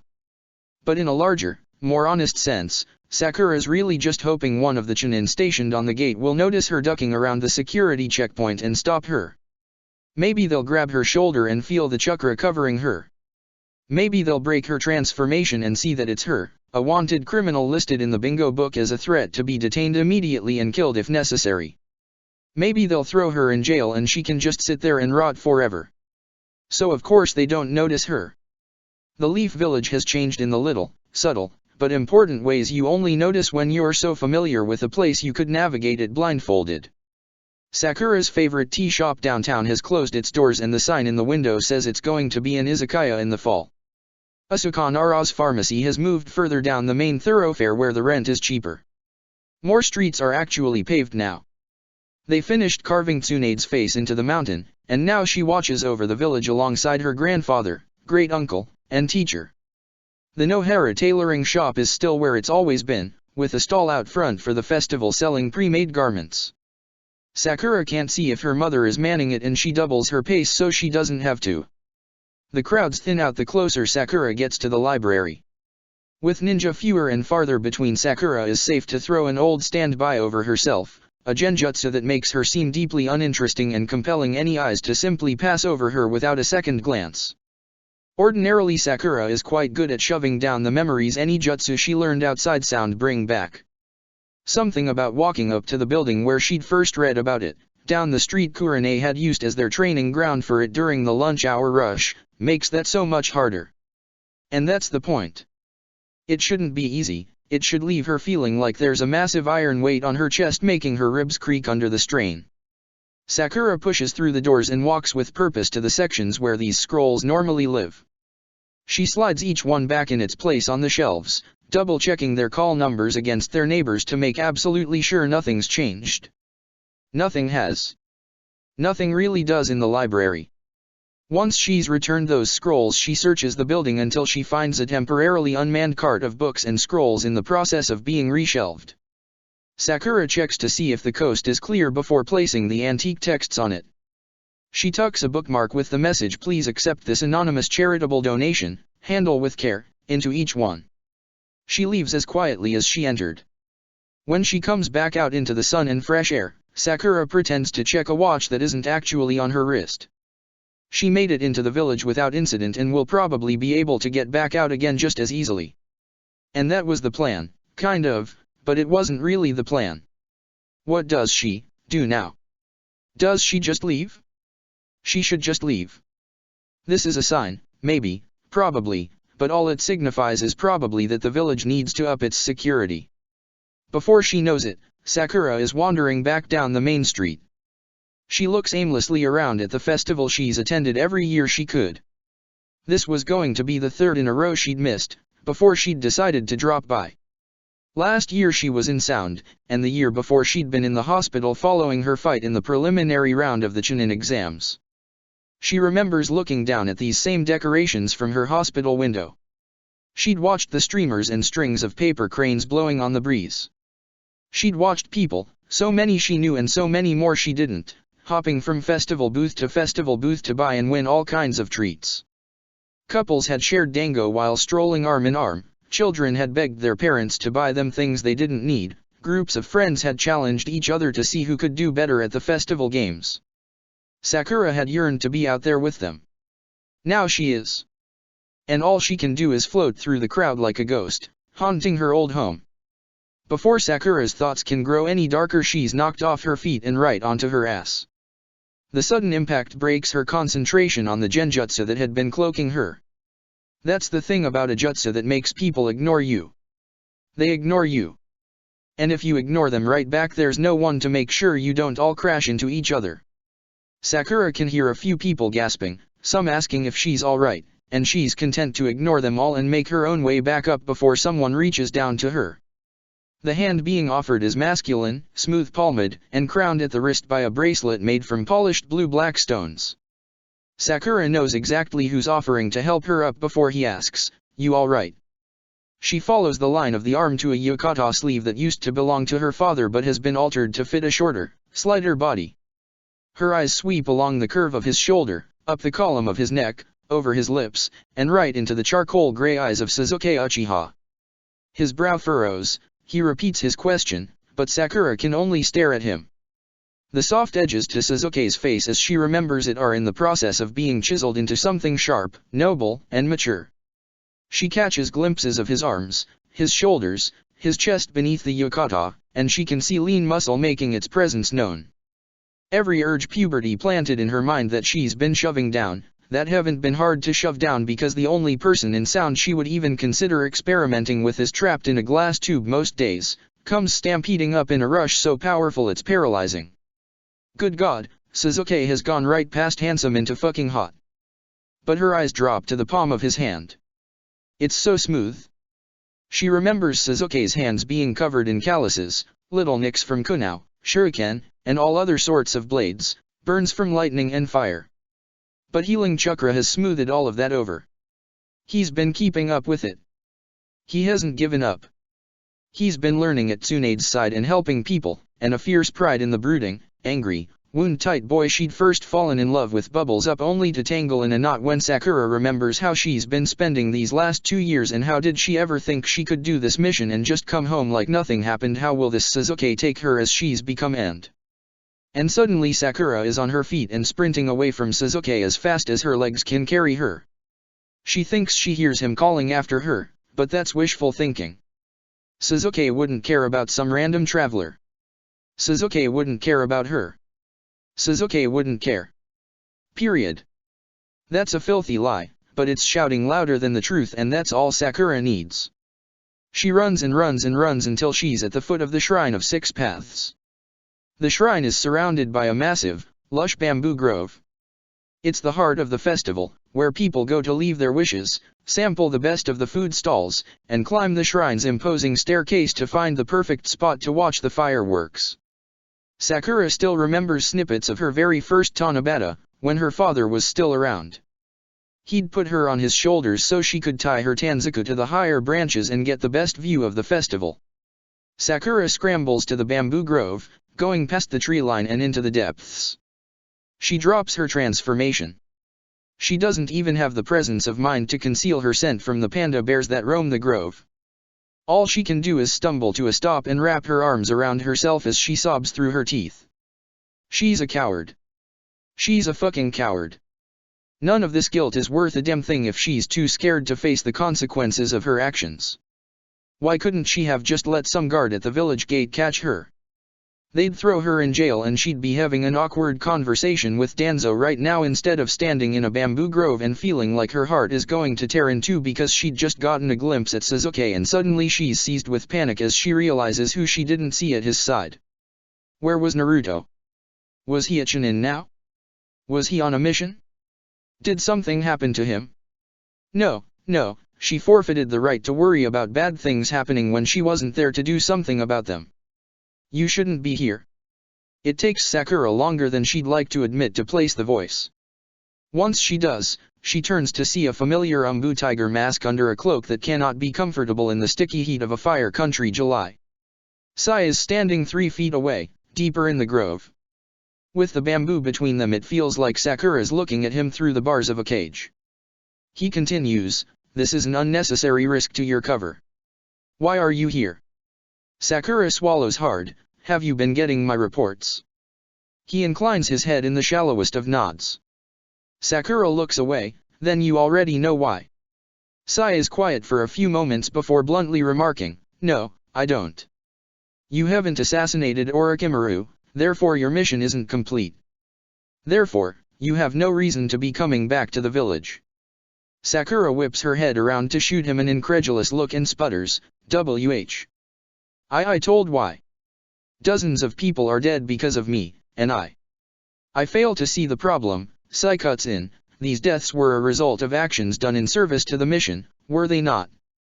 That stops Sakura in her tracks. Her first instinct is to say no, but she was there to get the scrolls on orders from Orochimaru, who did not take kindly to orders being disobeyed, and she'd staged the heist as a dry run for her actual assassination plan.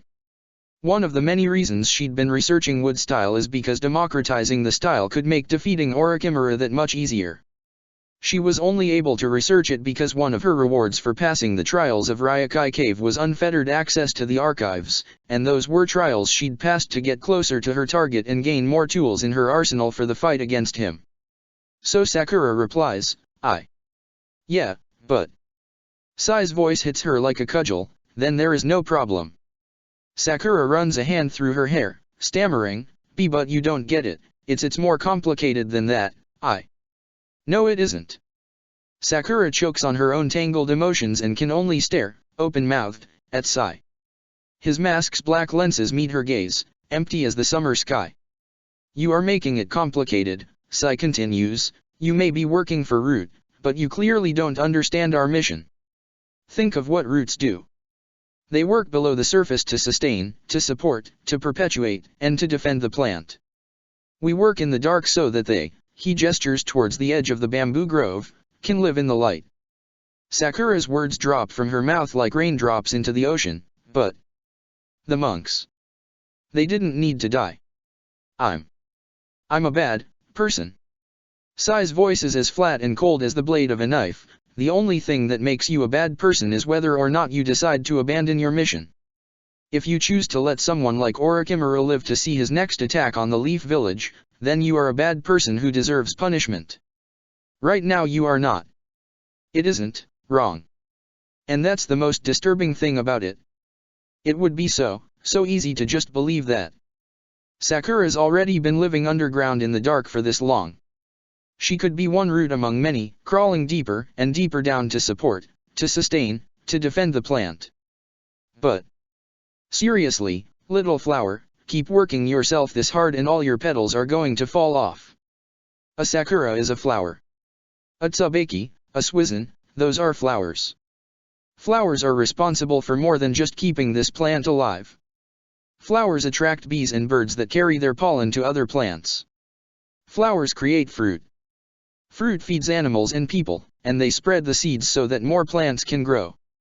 That seems so much harder. But it's what her parents named her. It's what Orochimaru constantly calls her, and for some reason what he thinks of her matters now. Leaves, flowers, roots. Plants need all three and more besides to live. Sakura shakes her head, "You aren't wrong. But I don't think I can believe it's that simple." Sai's voice tilts in the barest note of displeasure. "This has been a largely unproductive conversation. Will you be leaving the village and returning to your mission or not?" "I will," Sakura replies, "just give me one moment." Sakura retrieves her tanzaku and hangs it on a nearby branch. She wrote her wish with her right hand. That combined with her handwriting renders it near illegible. Sai's voice is back to its normal flat, featureless tone. What did you wish for? Sakura simply replies, that's not relevant to the mission. Come on, let's go. You can escort me to the gates. She and Sai slip out of the village under cover of fireworks. The only evidence that Sakura was ever here are a set of old books and a slip of paper hidden deep within a bamboo grove, bearing a simple sentence. I wish to set things right. 13 August, 1001. For Sasuke, Aban starts before sunrise. He wakes in the dark to find Kakashi still away and all the dogs asleep. He doesn't wake them. He lights a chokin emblazoned with the Heitake crest and hangs it outside the door. He lights another chokin emblazoned with the Uchiha crest, bundles together all the offerings and supplies he picked up yesterday, and creeps out into the pale sunlight to trek all the way out to the Uchiha district. He doesn't stop by the tower or the hospital to let them know where he'll be. It's just him and the pack that weighs as much as he does. He passes through the gates to the district, past the homes that used to house his relatives, around his own family home, and takes a right at the Naka Shrine to arrive at the Uchiha Cemetery. Sasuke can still remember his first Aban after the massacre, arriving to the cemetery to find every family's grave greatly expanded and covered in familiar names. It had made him sick. Now the fact that each grave is stuck at its current size, never to grow again, makes his stomach twist. Sasuke takes a deep breath, dragging it in and pushing it out.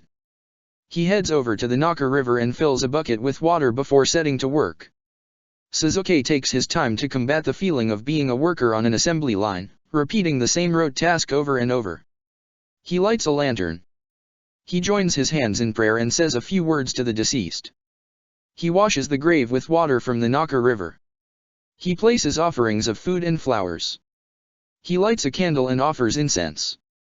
He joins his hands in prayer again. He goes back to the river to refill the bucket. Sasuke clings to the things he remembers. Izumi had loved sunflowers, so he places a lightly crushed bouquet of them across her family's grave. He leaves dango and green tea for Shisui, because he and Itaka couldn't get enough of the stuff. He leaves senbei on the grave of Tiaki and Uroshi's family and apologizes for it, because they're probably nowhere near as good as the Uchiha senbei. Obito died before Sasuke was born, but he remembers Obito's grandmother leaving peonies and red poppies for him every year, so he does the same. He leaves sake at the graves of Inabi, Tekka, Yakumi, and Yashiro, because he remembered them drinking with his father more than any other officers.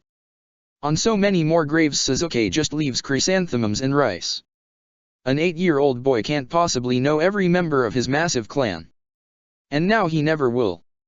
It's nearly noon when Sasuke finally comes to his own family's grave. It sits at the very back of the cemetery, ensconced in the roots of a massive fig tree. Sasuke pauses in his rhythm to stare at the stone edifice and read the names. He climbs his family tree all the way to the top, to the reason why the grave is all but hidden. Madara Uchiha. His grandmother's father. Sasuke feels like he remembers some argument, some story told over dinner, some whispered conversation he wasn't supposed to be listening to, about the clan almost leaving his name off the grave when it was first erected. But grandmother had insisted. And she tended to insist with her Sherry non-active. Sasuke reaches out and lets his fingers trail along his great-grandfather's name. If Itachi had merely pruned the clan's branches instead of cutting it down to the stump, would anyone insist that his name and ashes be added to the family grave? Sasuke presses his mouth into a pale, thin line. He lights a lantern. He joins his hands and says a standard prayer. He washes the grave. He places offerings of Inarizushi for Madara, Higashi for his grandparents, Daifuku for his mother, Omuzubi for his father, and green tea for no one in particular. He surrounds the grave with orange and red spider lilies. He lights a candle, offers incense, and joins his hands in a prayer he doesn't finish. He makes his way back through the cemetery and tries to ignore the crows settling on the graves, even as their beady eyes follow him out. Sasuke drags his feet. He's deeply aware of the bags beneath his eyes and the ache in his knee. And he's not even done. Sasuke's break for lunch lasts only as long as his Omuzubi does. Once done, he gets to work on the Naka Shrine. After paying his respects to the kami, he sweeps the sando, cleans out and lights the stone lanterns, clears the Hayden's gutters, and generally performs any maintenance on the shrine that wouldn't require a trip to the hardware store. The work is hard, but better than tending to the cemetery. Just like medicine, cleaning lets Sasuke push the world into the background. He doesn't have to focus on how empty and dark the Hayden is when he's busy getting rid of cobwebs. His complete, isolating focus only breaks when a slightly out-of-place tatami mat catches him off guard, tripping him and sending him sprawling onto his face. For a half-second, Sasuke considers just lying there for a little while, breathing in whatever toxic mold is probably growing in these mats. He pushes himself up and turns to the mat, mouth screwed up into a scowl. The scowl quickly falls. That isn't just any mat. That's the 7th mat on the far right side of the Hayden. He's the reason it's out of place. He'd followed Ataka's directions 7 years ago, creeping down the cold stone stairs to find a stele with chakra-carved inscriptions he couldn't decipher. He'd stormed out of there feeling entirely too much at once, and hadn't done a very good job of closing the door behind him. That had been before he awakened his Sharingan. Before he can tell himself to stop, Sasuke is peeling the mat off the floor and setting it aside. He pads down the winding staircase, finding it narrower than he remembered but just as dark. After a significantly shorter walk than the one in his memory, Sasuke stumbles into a cramped chamber, its walls painted with fierce images of winged beings wielding fiery swords. In the middle of the room are the same bronze braziers, and as he passes between them, seals in the center of their bowls flare violet and produce a pair of strong, steady flames with a burst of chakra. At the head of the room sits the stele. It now comes up to Sasuke's waist instead of dwarfing him. The text is indecipherable, as it was years before, but now Sasuke can see the shimmer of chakra on the edges of the inscribed words. On the wall above it is a framed piece of yellowing parchment, holding words Sasuke can read. For 1,000 years, we have kept this knowledge. The eyes of the unfavored son may look upon it, and learn the secrets of his power. When he has set his feet upon the cursed path, he may look yet deeper. Only the eyes of his father may see all and know all. Sasuke remembers reading those words 7 years ago. He remembers the twisting in his gut. He'd thought he was the unfavored son, and yet the stele had stayed locked away behind its shroud of chakra. Did this mean that Sasuke had been loved all along, or that he didn't even count as a son of the Uchiha? It had been too much for his grief-addled brain. Now, Sasuke activates his Sharingan to find out for certain. A portion of the script squirms, wriggles, and twists itself into new shapes. The first quarter of the stele rearranges itself into something antiquated, but legible. The Sharingan is awakened for the first time when a son of the Uchiha looks upon a god of death, and sees his face reflected in its eyes.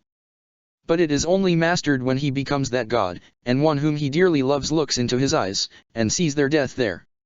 In the left eye, a weapon to obliterate the minds of all your enemies. In the right, a weapon to obliterate their bodies. From both springs the shield about you that no weapon may pierce. It is power born of pain, and pain will be the price paid for its use. Like the grief from which it came, it will devour the sunlight of your world, until all that is left to you is darkness. This is the main Jikyo Sharingan. The rest drifts into nonsense Sasuke couldn't read even if he wanted to. Sasuke slowly sinks down onto his knees, then further and further down until he's lying on his side, the stele towering over him once again. It takes the whole slow trip down to the floor for Sasuke to realize something. Up until this very moment, Sasuke had been sure Ataka was lying. He lies there in numb, cold silence for hours. His vision starts to blur and his hearing muffles like he's being waterboarded in a bucket full of blood. He hears a sound from the corner of his ear growing steadily closer, a sound like a pebble bouncing down the stairs. There's an odd warble, then the world snaps into sharp relief when a hand closes around his shoulder. Sasuke's grabbed his tanto and whirled around to put it to the intruder's throat before they can take another breath. Kakashi reacts to Sasuke's blade sitting a hair away from his jugular vein with a lightly arched eyebrow in a slow, easy, "Sasuke. It's only me." Sasuke stares at him for a long moment. He drops the blade and uses his other hand to throw a hook. Kakashi easily catches it, but his dark eye narrows, and Sasuke can't help a frisson of dark satisfaction that he's getting even a fraction of a rise out of him. "Okay, can't blame that one on shock," Kakashi mutters, keeping a tight hold on Suzuki's fist as he tries to push against him. Do you want to use your words like the adult you legally are, or do you just want to hit me? Suzuki's eyes aren't burning and his voice is not coming out thick and choked as he snarls, oh, you wanna pretend like you're the fucking grown-up now? You wanna talk like you know jack shit about what's going on with me? Fuck you. Kakashi lets his eye fall shut and pushes out a sigh. I won't know what's going on with you if you don't tell me. A weird, tortured laugh comes flailing out of Suzuki's mouth as he shoves himself up and away. I don't need to tell you shit.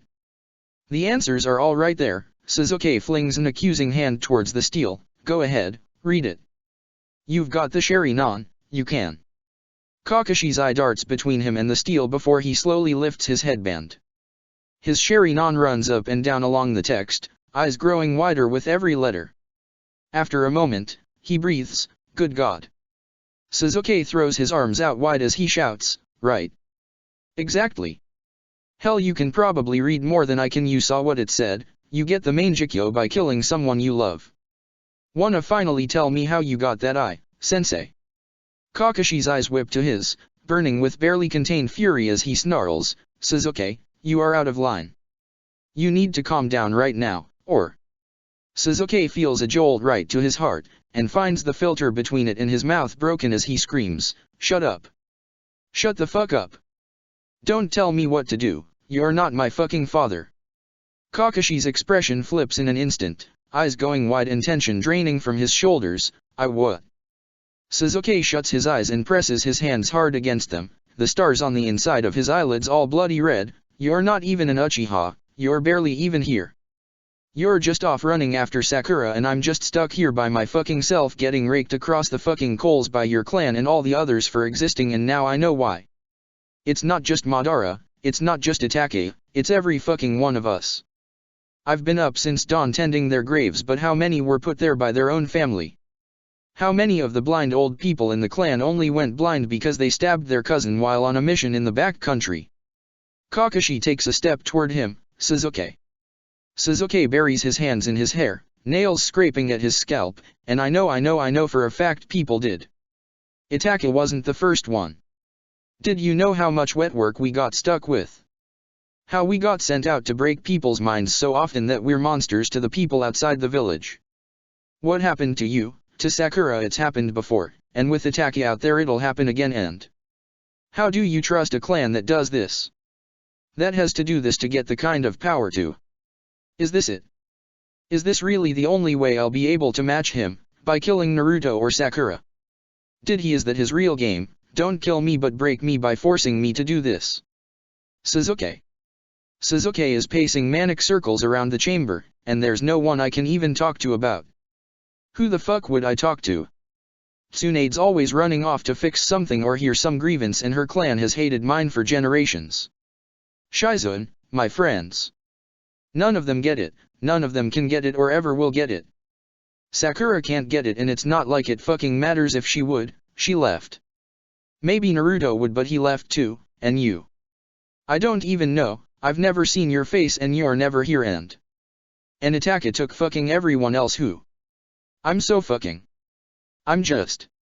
Everyone in my fucking life just keeps leaving or getting torn away from me, and I'm starting to think the only way to end it is if I'm the one who.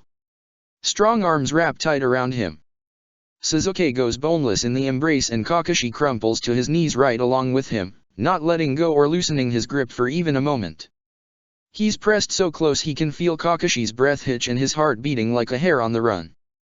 Kakashi speaks like he's opening a wound. Don't go there. You aren't. I know where you are right now, and I'm sorry I wasn't here to keep you from going there, and I. Kakashi's voice dissolves into a raw, ragged noise Suzuki can only classify after a moment of stunned silence as a sob. That's all it takes to get Suzuki to press his face into Kakashi's shoulder, bring his arms up to hold him as tightly as he can, and break down. Suzuki hasn't cried like this in 7 years. He sobs so hard it makes his whole body shake, his throat aches like he's swallowed broken glass, and no matter how many deep breaths he takes he just can't stop. Everything he's been shoving down comes up and out of him in a flood. Kakashi doesn't let him go. He rubs Suzuki's back in small circles, and he's whispering something, but Suzuki has no idea what. It doesn't really matter, anyway. Sasuke has no idea how long it takes, but the sobs eventually die down into uneven breaths and hiccups. He feels like he's been cut open and hollowed out. He doesn't make any effort to pull away. If he stays in this embrace, keeps his eyes shut, he can pretend Kakashi is. Who, exactly? Not his father. His father wasn't the one who held him when he cried. Not his mother, not Itachi, because it was different with them. His mother would fuss and whisper and try far too hard to bring his tears to an end before they'd run their course.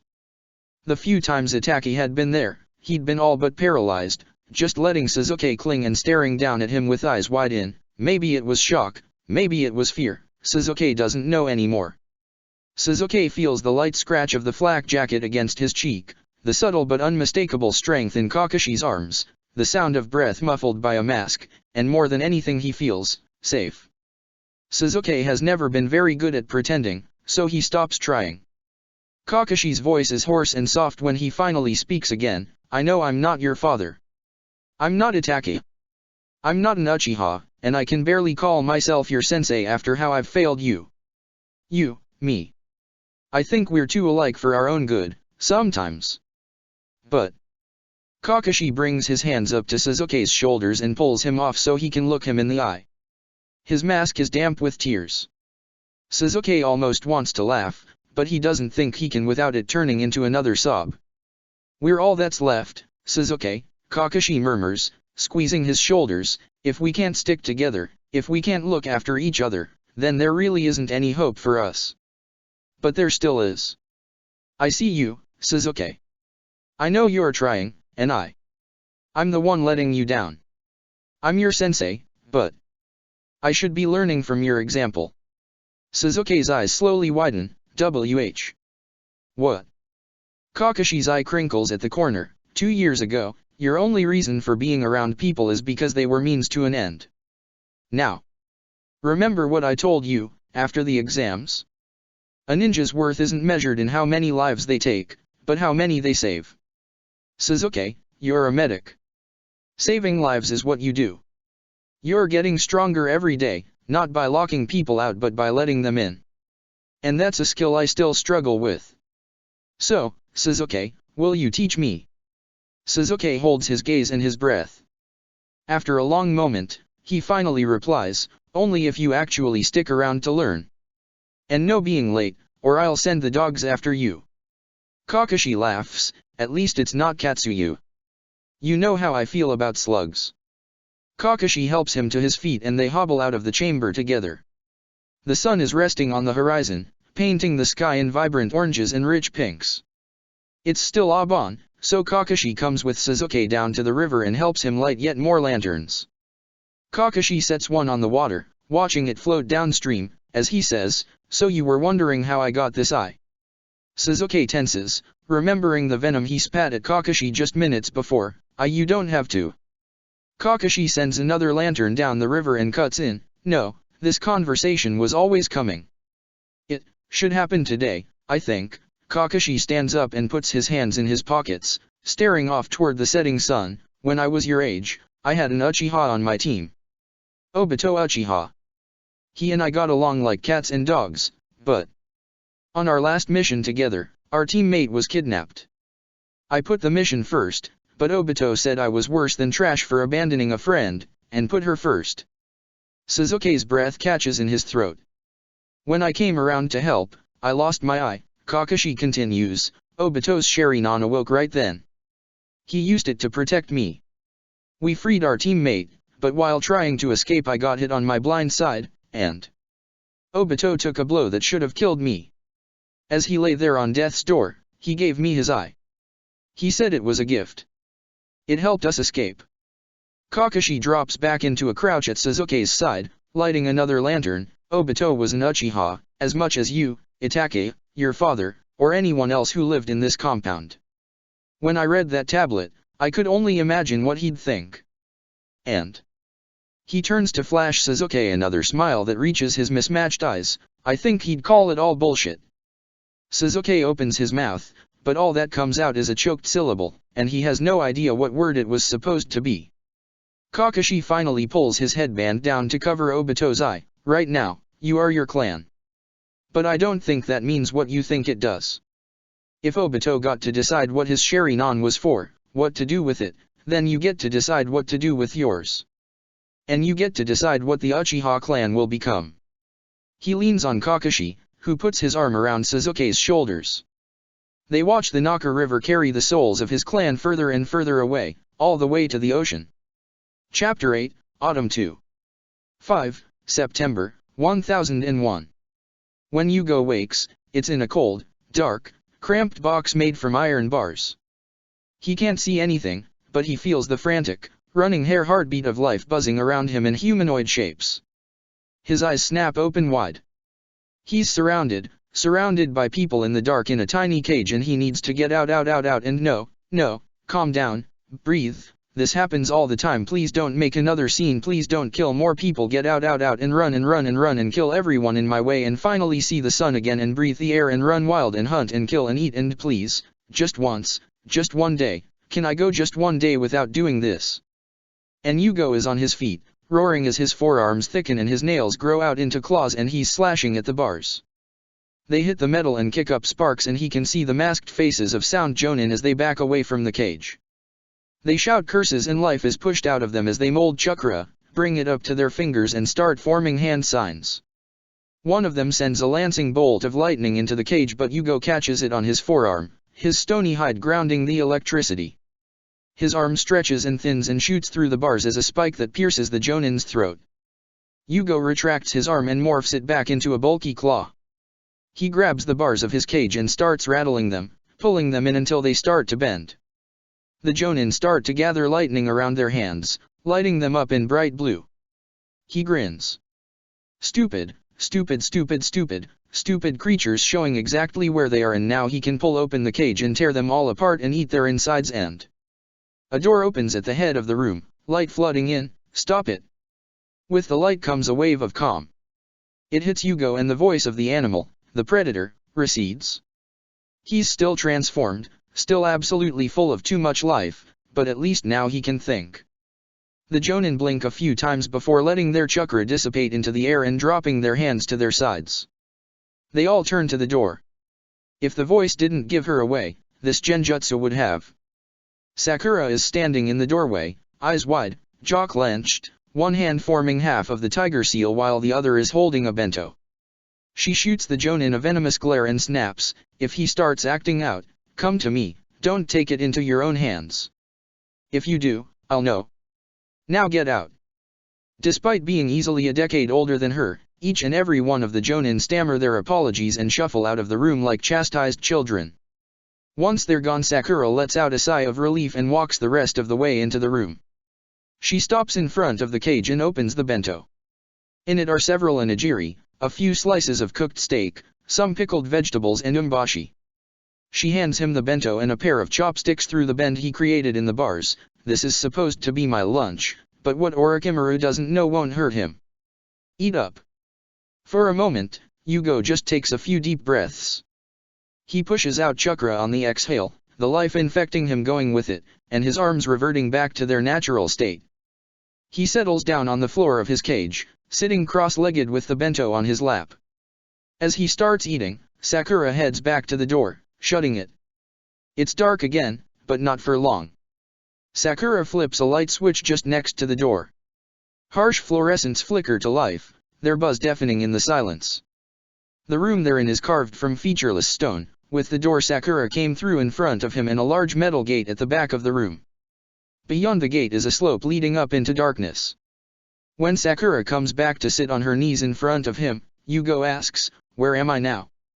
Sakura pushes some hair out of her face and replies, "The main hideout. Officially the story is that I need you for some research I'm doing, and that's not true, I guess, but..." Yugo shrinks away, his shoulders pulling up and in. "What? If I'm in the main hideout, if I get loose, I could." "It's too risky, Sakura, why did you?" Sakura reaches through the bars to put her hands on Yugo's shoulders, forcibly pushing them down. "Breathe, Yugo. Breathe. Do you really think I'd put you and everyone here at risk without a good reason?" Yugo breathes, in, then out. No, I guess you wouldn't, but... Why? Sakura purses her lips. For a long moment she just stares at his face. Sakura does that a lot. She spends so much time thinking he sometimes wonders if it gives her a headache. He knows when he spends too much time in his head, too much time trying to sort his thoughts from the thoughts that come when he's far too full of life, it can feel like his head's about to split in half. Sometimes he thinks it should. That way he could reach in and pull what's wrong with him out and be rid of it once and for all. Yugo, Sakura finally says, is this how you really want to live the rest of your life? He furrows his brow, how do you mean? Sakura gestures broadly with one thin, spindly arm, I mean, is being stuck in a cage underground relying on the whims of a madman to keep you fed and healthy and maybe give you a cure for your condition one day really any way to live? Yugo shrugs, eyes drifting to the stone floor, I tried living with people.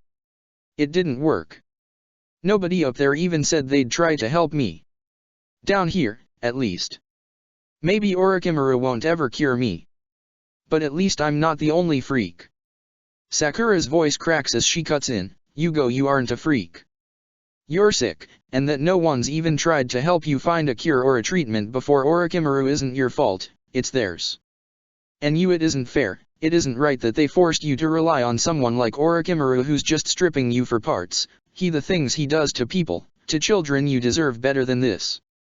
You deserve better than him. Yugo looks up to meet her eyes. They're wide, shining in the fluorescence, and she's shaking from head to toe. She doesn't look scared. She looks angry. Not at him, but, for him. It's a deeply foreign sight, and Yugo has no idea how to process it. Sakura runs a hand roughly through her bangs, shutting her eyes as she continues, I don't have it as bad as you, I know, but... sometimes. A lot of the time. I feel like a monster. I feel like I'm not fit to be around people because of what I've done, and I think it's better if I stay here forever because then at least I'd be in good company with a monster like Orochimaru. But you're not a monster, Yugo murmurs, putting a hand through the bars and letting it rest on the ground just in front of Sakura's knees. You sneak me fish and beef in my food, and you stay and talk to me whenever you can, you waste chakra keeping me calm and try to teach me jutsu and... You're not a monster. You're a kind person. Sakura smiles and puts a hand on his, you're very sweet, Yugo. And I know there's a whole wide world out there that's poorer without you in it. These bunkers are closed systems, no matter how far you go you'll eventually hit a wall. If we stay here in the dark, we're just going to be snakes eating our own tails. But out there, maybe we can be better. Maybe we can both find redemption. Yugo feels his heart fluttering like a songbird, and speaks without thinking, it's been so long since I've been out in the forest, I miss the birds. I miss talking to them, they would tell me about all the things they see, and what it's like to fly, and I've been down here so long, there can't be any still alive that remember me, can there? Sakura smiles and replies, well, I can think of one way to find out. I've been working on something. 16, October, 1001. Sasuke ties his jacket around his waist and asks, all right, you ready? Kakashi rolls up his sleeves and replies, no, not really, but we're already here aren't we? Sasuke elbows him in the ribs and chuffs, you say that every time. Kakashi smiles beneath his mask, dark eye twinkling, and it's always true. Am I starting today or are you? Sasuke looks down at the roiling mass of dogs around their feet and remarks, I think that's up to them. All right, guys, who do you want to throw fi? There's a chorus of barking and yapping and dogs yelling, through which the two of them can just barely make out the consensus, Sasuke. Sasuke. Sasuke Sasuke Sasuke. Sasuke smirks over at Kakashi, who returns the rib to the elbow with a few cents of interest, don't get smug. There'll be no living with you. Sasuke replies by taking the sturdy rubber ball, drawing chakra into his arm as he pulls back, and releasing it as he chucks the ball as hard as he can. It doesn't quite break the sound barrier, but it does punch a hole clean through several trees. Kakashi swears out loud and breaks into a sprint, lagging a few steps behind the pack as they go bounding after the ball. Sasuke hazards a low laugh and leans back against a tree. He was right to get comfortable. It takes 5 minutes for one of the dogs to come running back, Bull breaking through the tree line with the ball proudly held in his slobbery jaws. Suzuki drops to one knee and scratches Bull behind the ears, studiously ignoring the damp and sticky ball the dog dropped at his feet. The rest of the pack come tromping out of the forest a few moments later, Kakashi in the middle of the herd with several twigs sticking out of his hair. Kakashi sets about extracting debris from his hair as he says, "You wanna know where that thing ended up? In a boulder." Bull dug it out. Suzuki lets out a low whistle and shakes Bull's paw. Someone's chakra control is getting better. Kakashi holds out his hand. "You know the rules. Your turn to run, Uchiha." Suzuki kicks the ball to Kakashi, who catches it with a masked grimace before pointing his free hand at Suzuki. "Remember, no cheating." Suzuki rolls his eyes and holds his hands up. Yeah, I got it. Go on and throw it already." Kakashi's eye crinkles at the corner as he runs through a set of one-handed signs. The ball disappears in his hand, and the dogs all cock their heads to the side, sniffing at the air in circles of confusion. Kakashi pulls his hand back and throws, but there's no sound of an object flying through space. The only evidence a ball was thrown is the slight rustle in the leaves as something quickly soars past them. Suzuki and the dogs are off after it like a shot. With every step Suzuki sends chakra radiating off his feet in waves, the ripples bouncing off the trees, rocks, and all 8 dogs. The hair on the back of Suzuki's neck stands on end as one ripple passes over something perfectly round and covered in foreign chakra, but just as he's turned toward it, Uhei is already grabbing the invisible ball in her mouth and darting back toward the field. Suzuki swears through his teeth and shoves an extra burst of chakra into his feet. He sprints after Uhei, quickly gaining on the dog, and just before they breach the forest he leaps to tackle them. Only to get pounced on by Bull.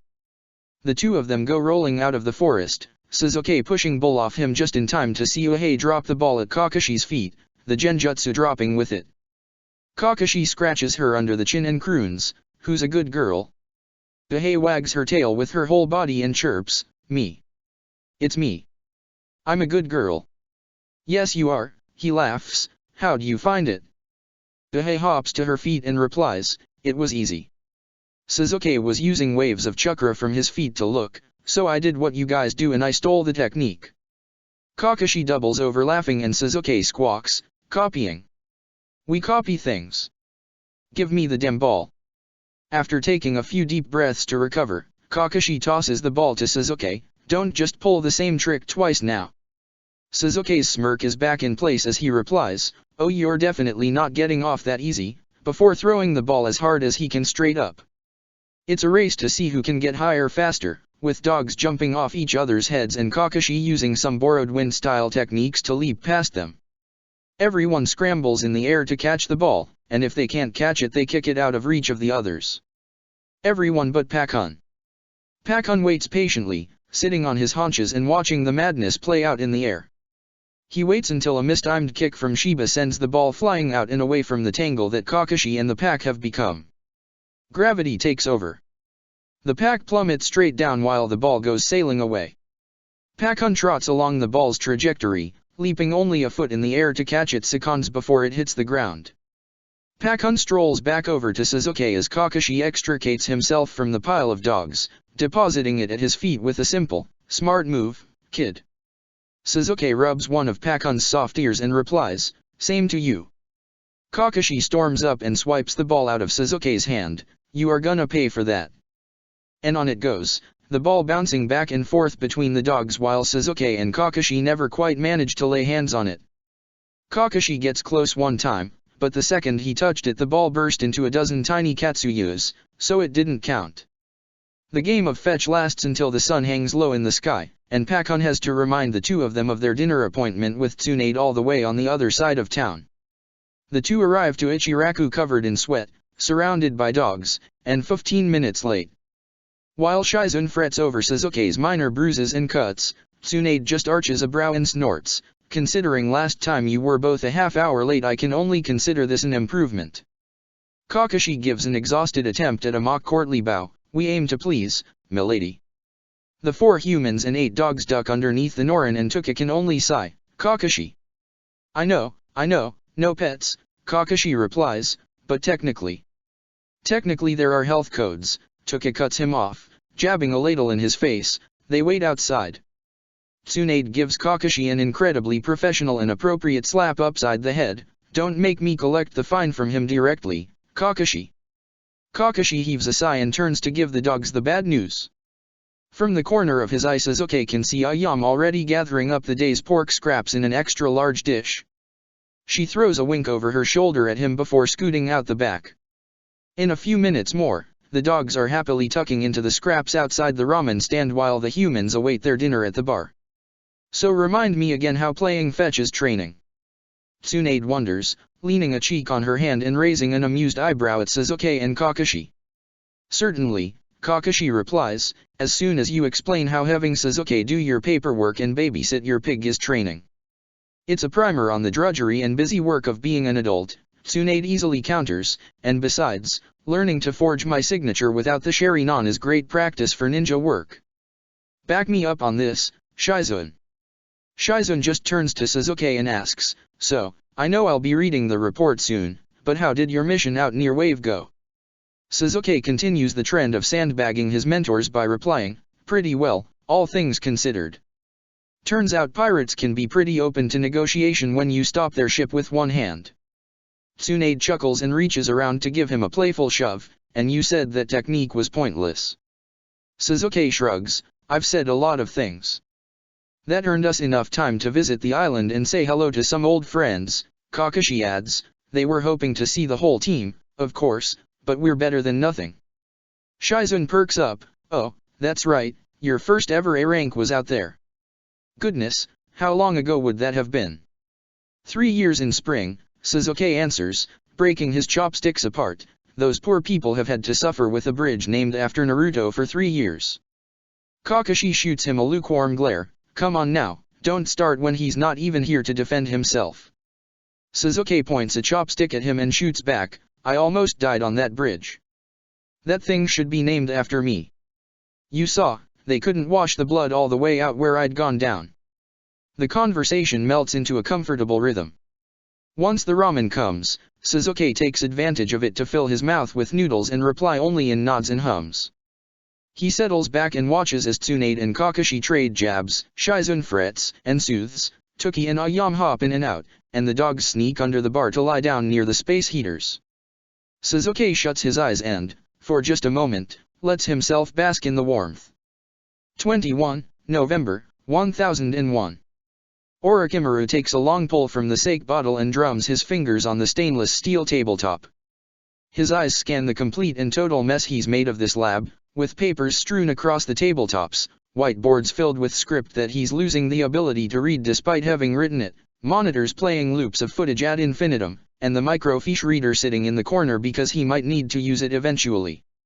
He lets the now empty bottle fall from his hand and it shatters on the hard stone floor. He wades through the growing carpet of porcelain shards and retrieves another bottle he left at the other end of the room. If he's going to turn this fit of pique into an actual all-nighter, he can't afford to be without the stuff for too long. After all, you think better when you're drinking, and you drink better when you're thinking. That he still hears that in Tsunade and Hakume's voices after all these years makes him shudder from toe to crown and take yet another swig. It just doesn't make any sense, he hisses through grit teeth. Pinned up and written down around Orochimaru is every single piece of data he's collected on Sakura Haruno, from his initial reconnaissance on Team 7 when he started circling closer to Sasuke to the most recent surveillance footage of her. He circles over to Kabuto's first info card he made on the girl, scanning it through a sneer. Name, Haruno, Sakura. Clan, none. Kekkai Genkai, none. Accomplishments, none. Surrounding this are Academy records and mission reports hastily pilfered from the tower in the wake of the girl stealing the curse mark. And every test result, every quarterly progress report, every after-action report from her missions she herself penned, they all paint the same picture.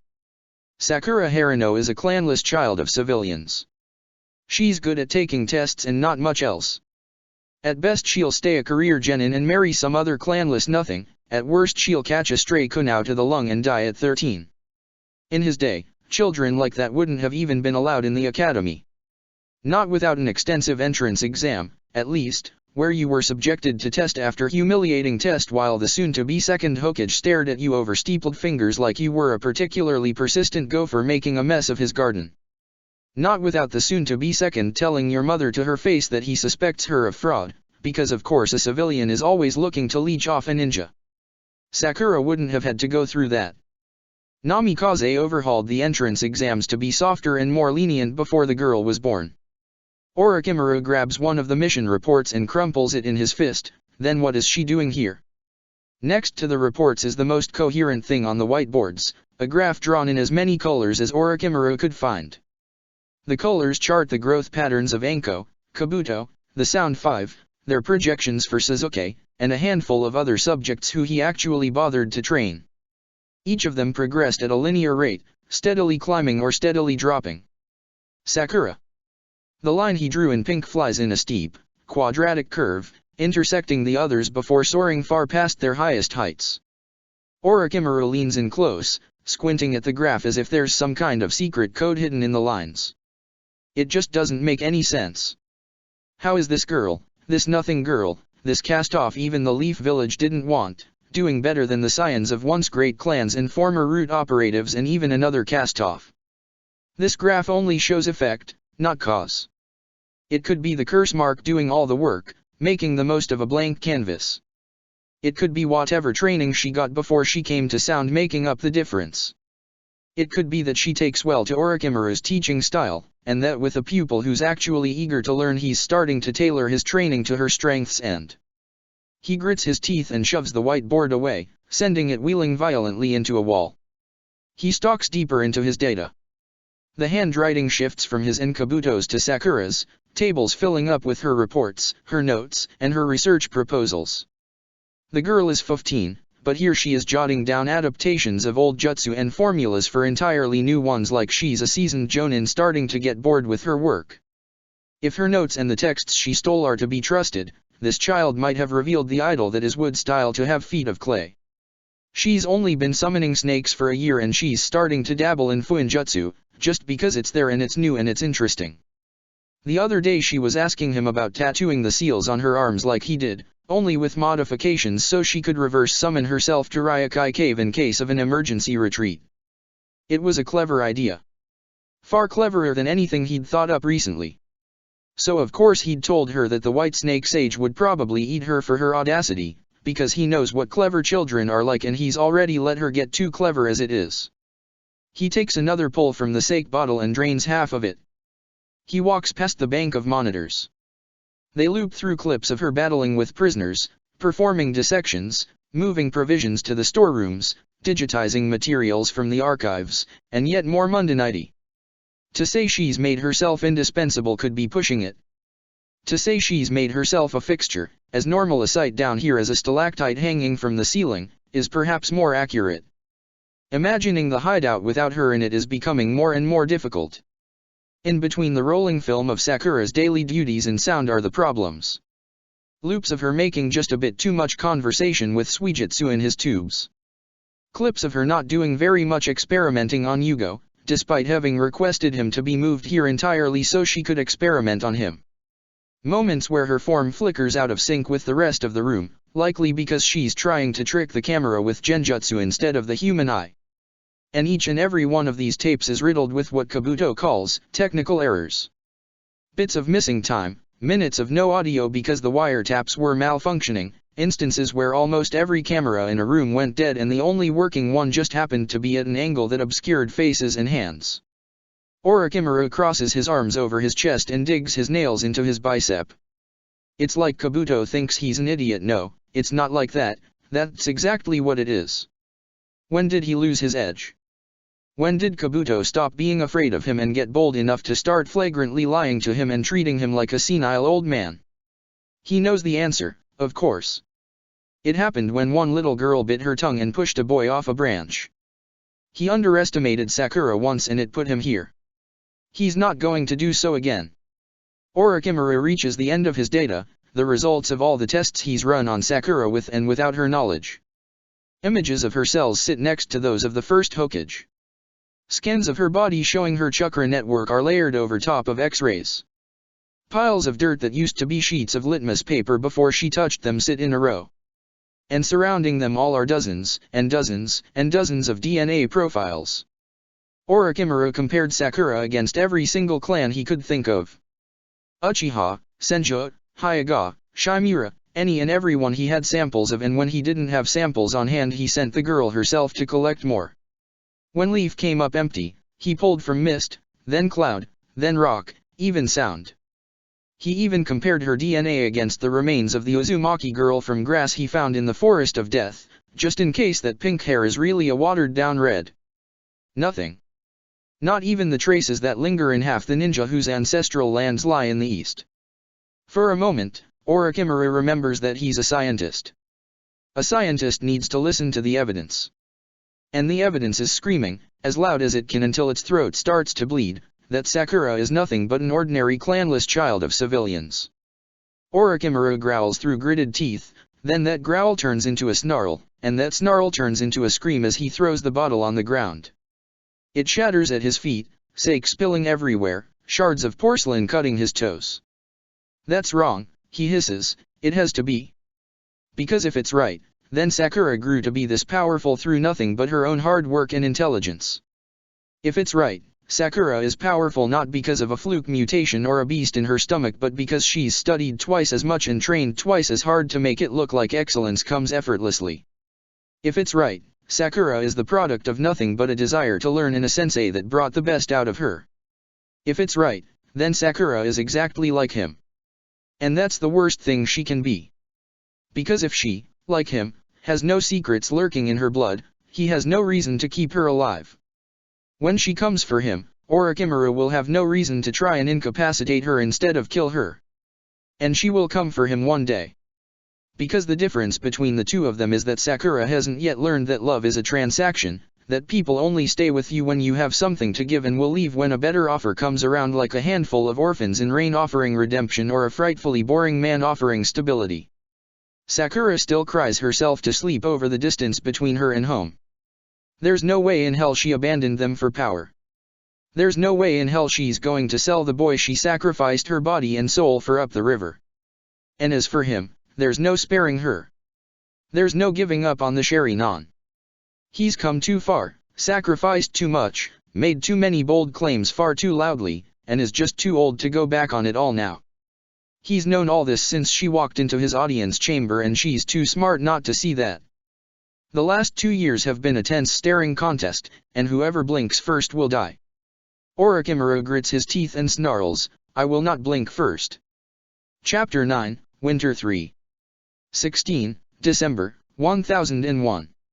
If it's possible for someone to die of embarrassment, Mogi is pretty sure she's on death's door right now. In reality she's on a hospital examination table waiting for the medics to look at her swollen knee, which has turned a lovely shade of bile yellow, while Udon frets over her on her left and Ebisu scolds her on her right. The only member of her team not crowding her and talking directly into her ear is Kano Amaru. And that's because he's too busy laughing at her. Seriously. You tripped. You tripped. That's so dumb, he cackles, holding his belly as his whole body shakes. How do you trip when jumping through trees? Hey, come on, it's not funny. Mogi's really hurt. Udon tries to protest, but Kano Amaru literally can't hear him over his own laughter.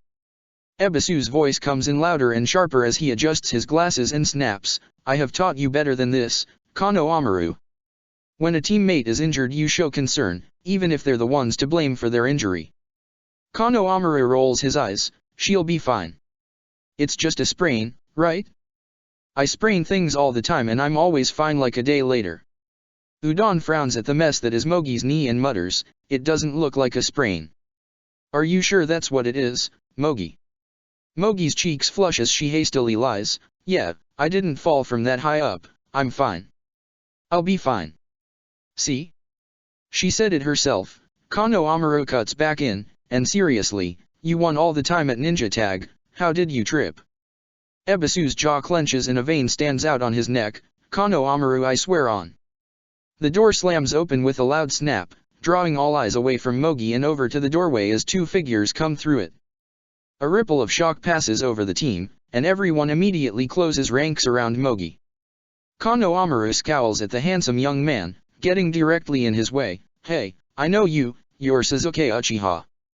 Where do you get off talking to us like that? No wonder Naruto was always trying to kick your ass, you're a real D. Sasuke shuts his eyes and pinches the bridge of his nose. Teo, you have 5 seconds to get this kid out of my way before I throw him through a wall. The Hyuga boy holding Mogi's chart shoves himself between Kano Amaru and Sasuke, pasting on a grin. Hey, look, listen, you are absolutely right about Sasuke being a dick right now. But I promise you he's not always a dick, and he's also really good at medical ninjutsu. Just let him work, alright? Please. Kano Amaru's face screws up into a glare that could start a forest fire. Fine.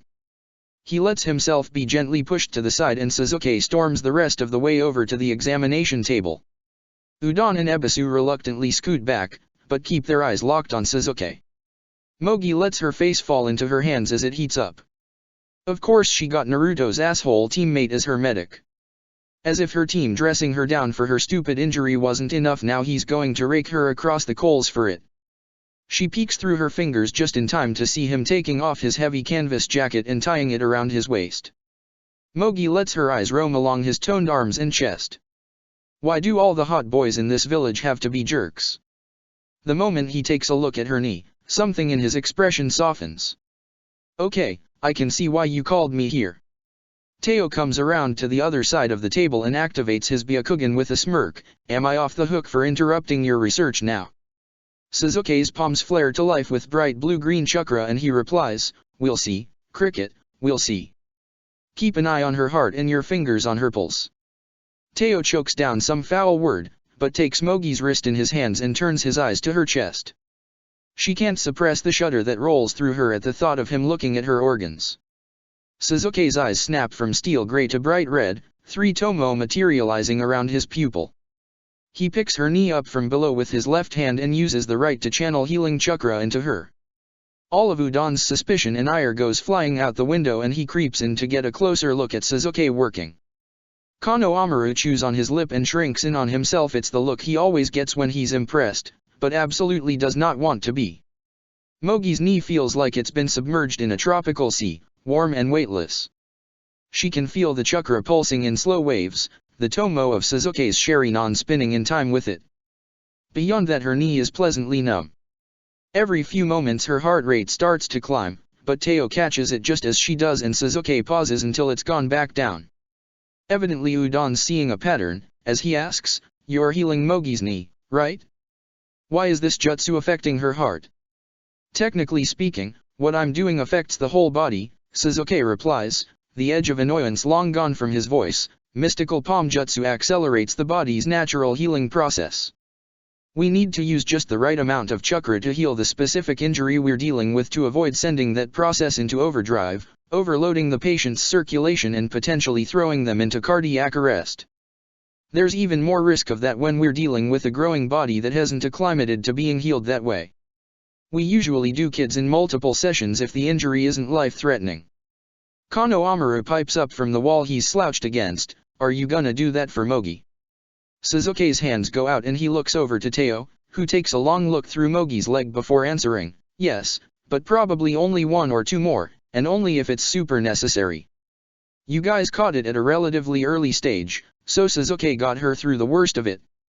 Sasuke sets Mogi's leg back down, his eyes fading back to gray. I'll tell Tsunade to put your team on leave for the next 4 weeks. While you're off, you're gonna want to keep that knee elevated and ice it for 20 minutes every few hours.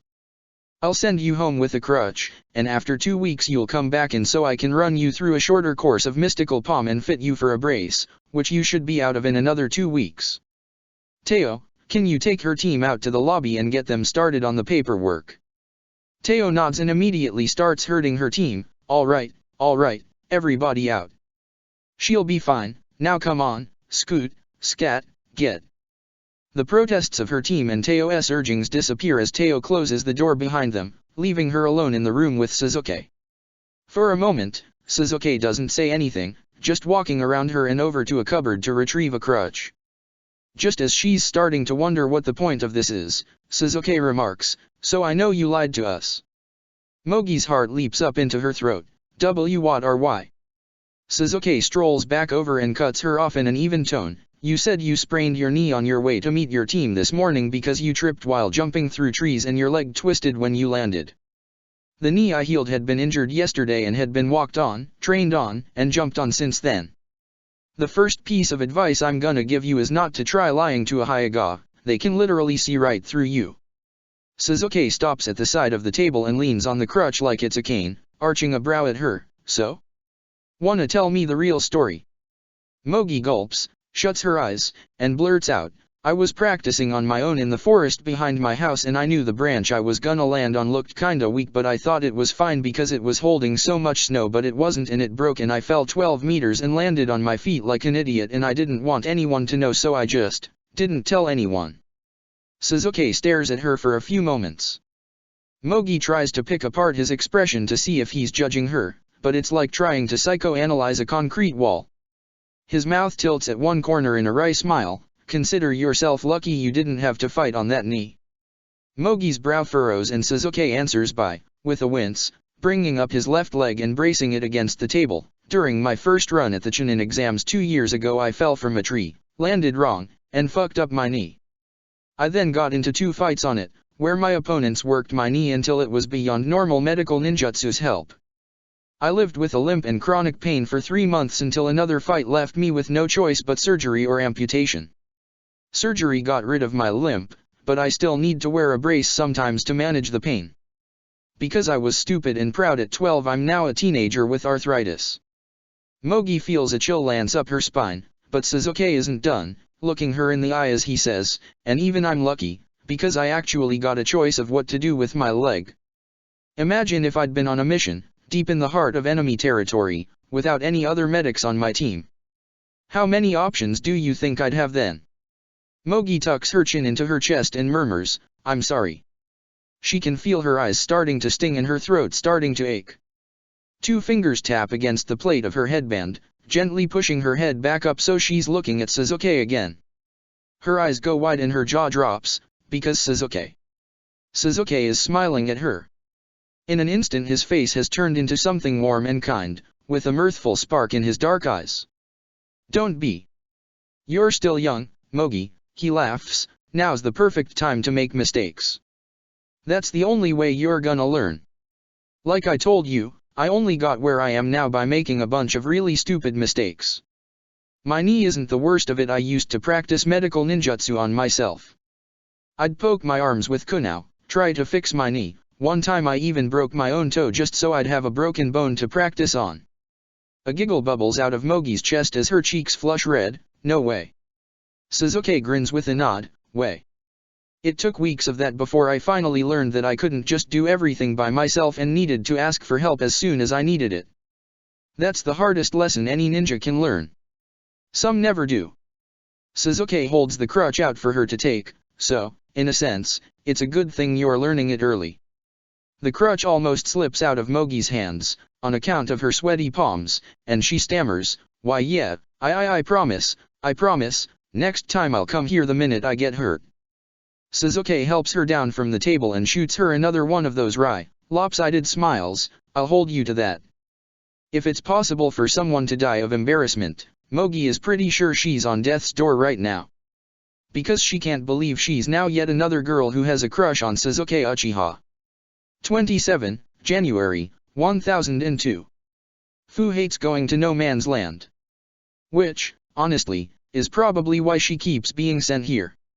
Slogging through ankle-deep water, always on the lookout for alligators and leeches, is only the surface. Below it are the explosive tags, tripwires, landmines, all manner of traps and tricks left behind by her people, or maybe sound, but who knows anymore, that turn every mission into a deadly game of roulette. Below that are her teammates, never the same ones twice, who hiss under their breath about having to guard the freak and slip poison into her food. And below even that are the terrified gasps and burning glares the people of this territory give her as her team of the week parades her through settlements to show off the power of waterfall. If Fu can take any solace in today's mission, it's that during winter you're a lot less likely to get bitten by an alligator. She trudges along at the back of her squad, boring holes in their skulls with her eyes. This may be the worst team she's been assigned yet. Dara, their scout, let her walk right into a pit trap while guiding the rest of the team around it. Min is in charge of their provisions, so of course he made Fu beg for more rations after hers turned out to be poisoned, again. Makayo had seemed nice until Fu overheard her and Sukanda whispering behind her back, calling her dung beetle and hoping something here would step on her. Before Fu can drift off into pleasant daydreams of running away and never going back to Waterfall, Dara puts a hand up. Stop. Sukanda narrows her eyes and flips her long braid over one shoulder. What now? At this rate we're gonna be 60 by the time we get to that sound outpost. Dara glares over his shoulder and hisses through his teeth, just shut up, I'm trying. Sukanda's eyes go wide and she snaps back, don't you tell me to shut up, you little. Min puts a broad hand on Sukanda's shoulder, the more we argue the more time we have to spend here, just do as he says. Makayo slips on one of her fake smiles and flutters her eyelashes, we all want to get this mission over with, Sukanda. Just BP. If you don't all shut up I will skin you alive, Dara snarls, warping the scar across his mouth, now shut the fuck up. Everyone falls into a tense silence. Fu shifts from foot to foot, the water sloshing with her, but Min throws another glare at her and mouths stand still. She turns her attention to Dara instead, just in time to see his eyes go wide. They dart this way and that, his jaw clenches tight, and a bead of sweat rolls down his face. Dara turns to the squad and whispers, where are all the birds? Fu's breath catches in her throat. In that moment, she hears no sparrow songs, no dove calls, no hawk cries. The swamp is completely silent. What does that mean? Fu stammers, trying to pick out a single bird in the branches of the thick canopy and finding none. It means something's wrong, dumbass, Sukanda shoots back, we're not alone. What's the protocol here? Fan out? Counter ambush? What? Makayo runs her nails along the shaved sides of her head, we don't even know what we're up against yet. It could be an enemy unit, it could be we're in the territory of one of the giant gators, it could be a dozen different things. Min's beady eyes coast along the squad before finally settling on Fu. Fu, you take point with Dara. Get a head start and stay 10 yards ahead of us. We'll go slowly and fan out to get a clearer view of the terrain, see if we can't ferret these people out. Fu finds herself scowling, why am I taking point? Min doesn't take the bait, I'm squad leader, so you do as I say. Now go take point. Fu bites her tongue. She adjusts her pack and shoves her way forward through the muck. She and Dara creep ahead, crouched low and moving so slowly the water barely ripples. Fu gnaws the inside of her cheek.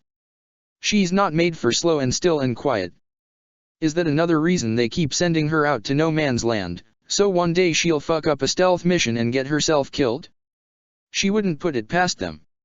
Fu lets her eyes roam over the swamp, Dara is 15 feet to her left, and she can't see the rest of the squad anymore. She could run.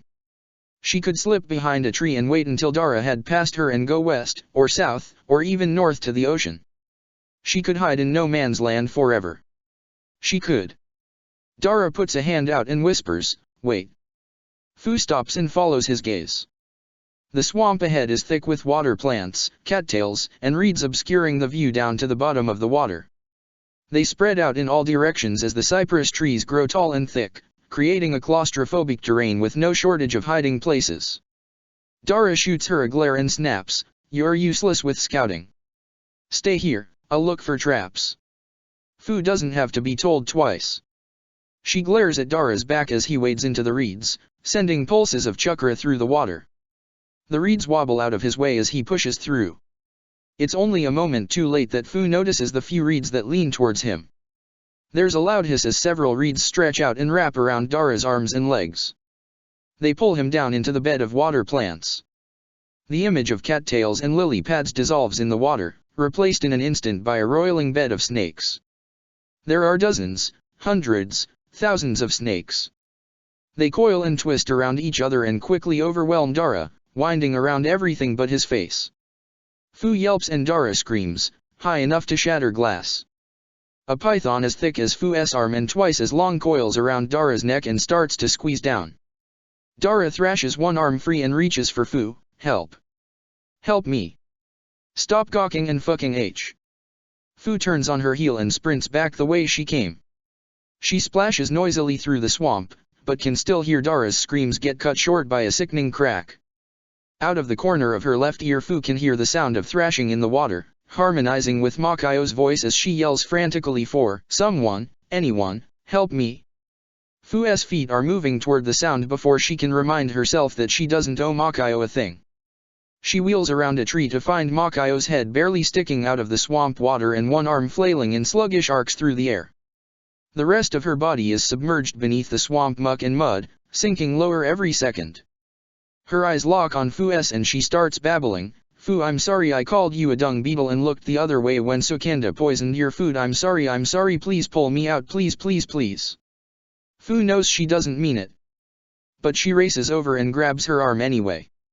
Fu tries to pull Makayo out, but this skinny teenage girl is somehow heavier than an elephant.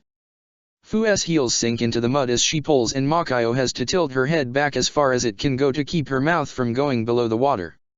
Fu braces one foot against a cypress trunk and pulls with all her might. Her other heel slides out from under her and Fu goes tumbling backward, Makayo's arm slipping out of her grip as she lands back first in the swampy water. She scrambles to get back up, but it's too late. With a strangled scream Makayo slips into the water. Her head goes under the mud. Her arm thrashes and grasps at nothing before it, too, disappears. Fu stares at the spot where Makayo once was for a long moment before shoving herself up to her feet and crying out, Min! Min, where are you? Min! She hears him on her far right call out, over here, Fu. I've found the enemy. Get in here and back me up. Fu channels chakra into her feet and leaps from tree trunk to tree trunk, bouncing between them to keep her feet out of the mud. She follows the sounds of splashing water, weapons clattering off trees, and men grunting in pain. Fu spills out into a small clearing in the swamp and comes stumbling to a stop, eyes wide in shock. Min isn't fighting a sound ninja. Min is currently throwing a bevy of kunao at a wild-eyed, blood-spattered Sukanda. Sukanda runs through some hand signs and draws two thin streams of water up to her hands, shouting, Fu, great timing. I've found the enemy, let's take them out and regroup with the others. Fu's jaw drops open and she stammers, Sukanda, that's not. Sukanda's already lashing out with her water whips. Min ducks and rolls beneath them, running through a reel of hand signs before shoving his hands up to his forearms in the mud. Muddy ground surges up and around Sukanda, wrapping around her like a cocoon. Sukanda thrashes, but the mud hardens around her in an instant. She snaps over at Fu, fuck, I can't make hand signs, hurry up and break me out of this you fucking. That's enough from you, sound scum, Min snarls, pulling a hand out of the swampy ground and slapping it against the mud cocoon. The mud around Sukanda's head softens and surges in, filling her mouth and nose.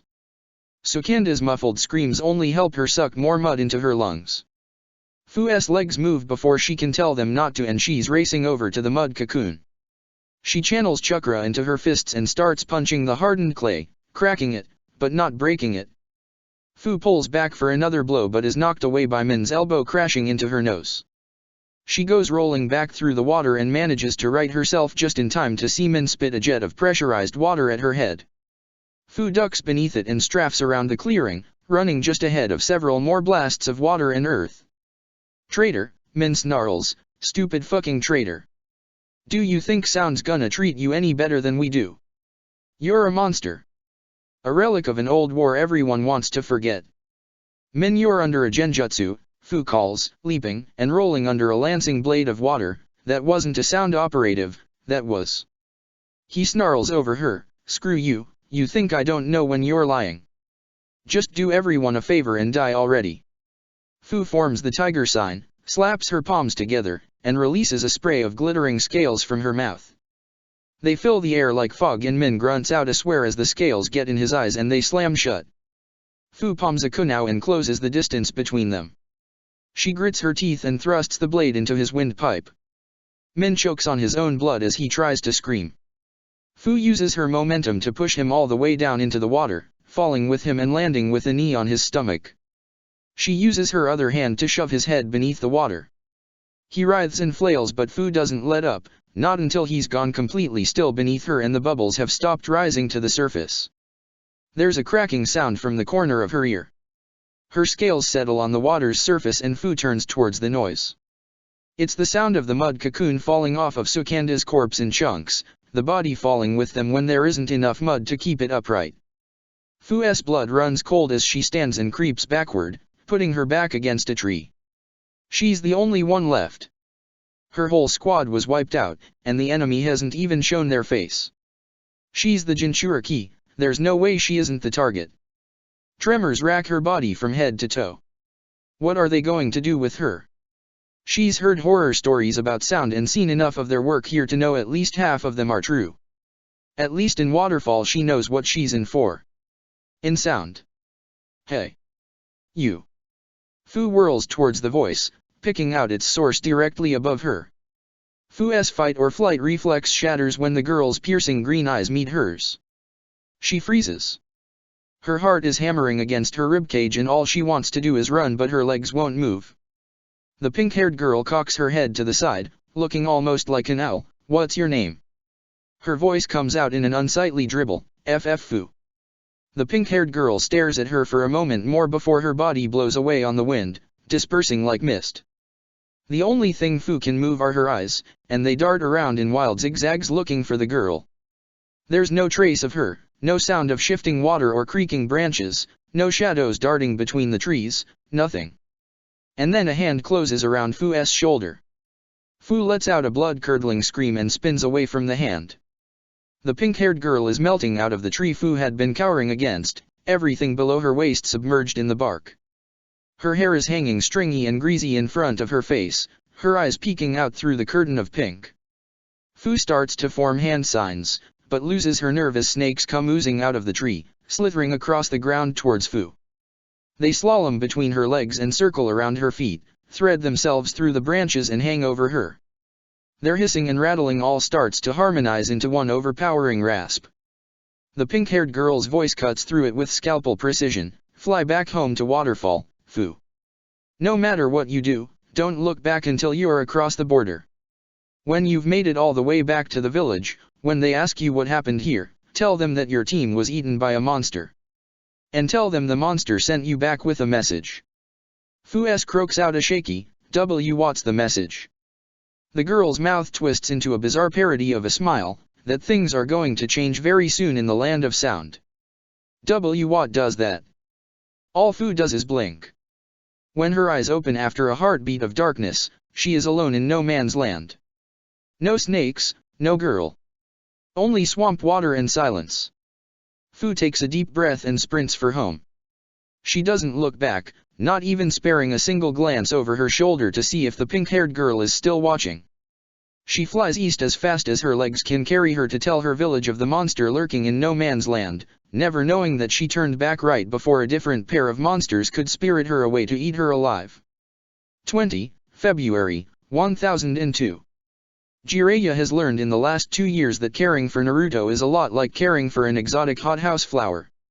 When all his very specific needs are being met, he's a revelation to behold, but when even one of them isn't, he starts wilting and withering and falls into a death spiral.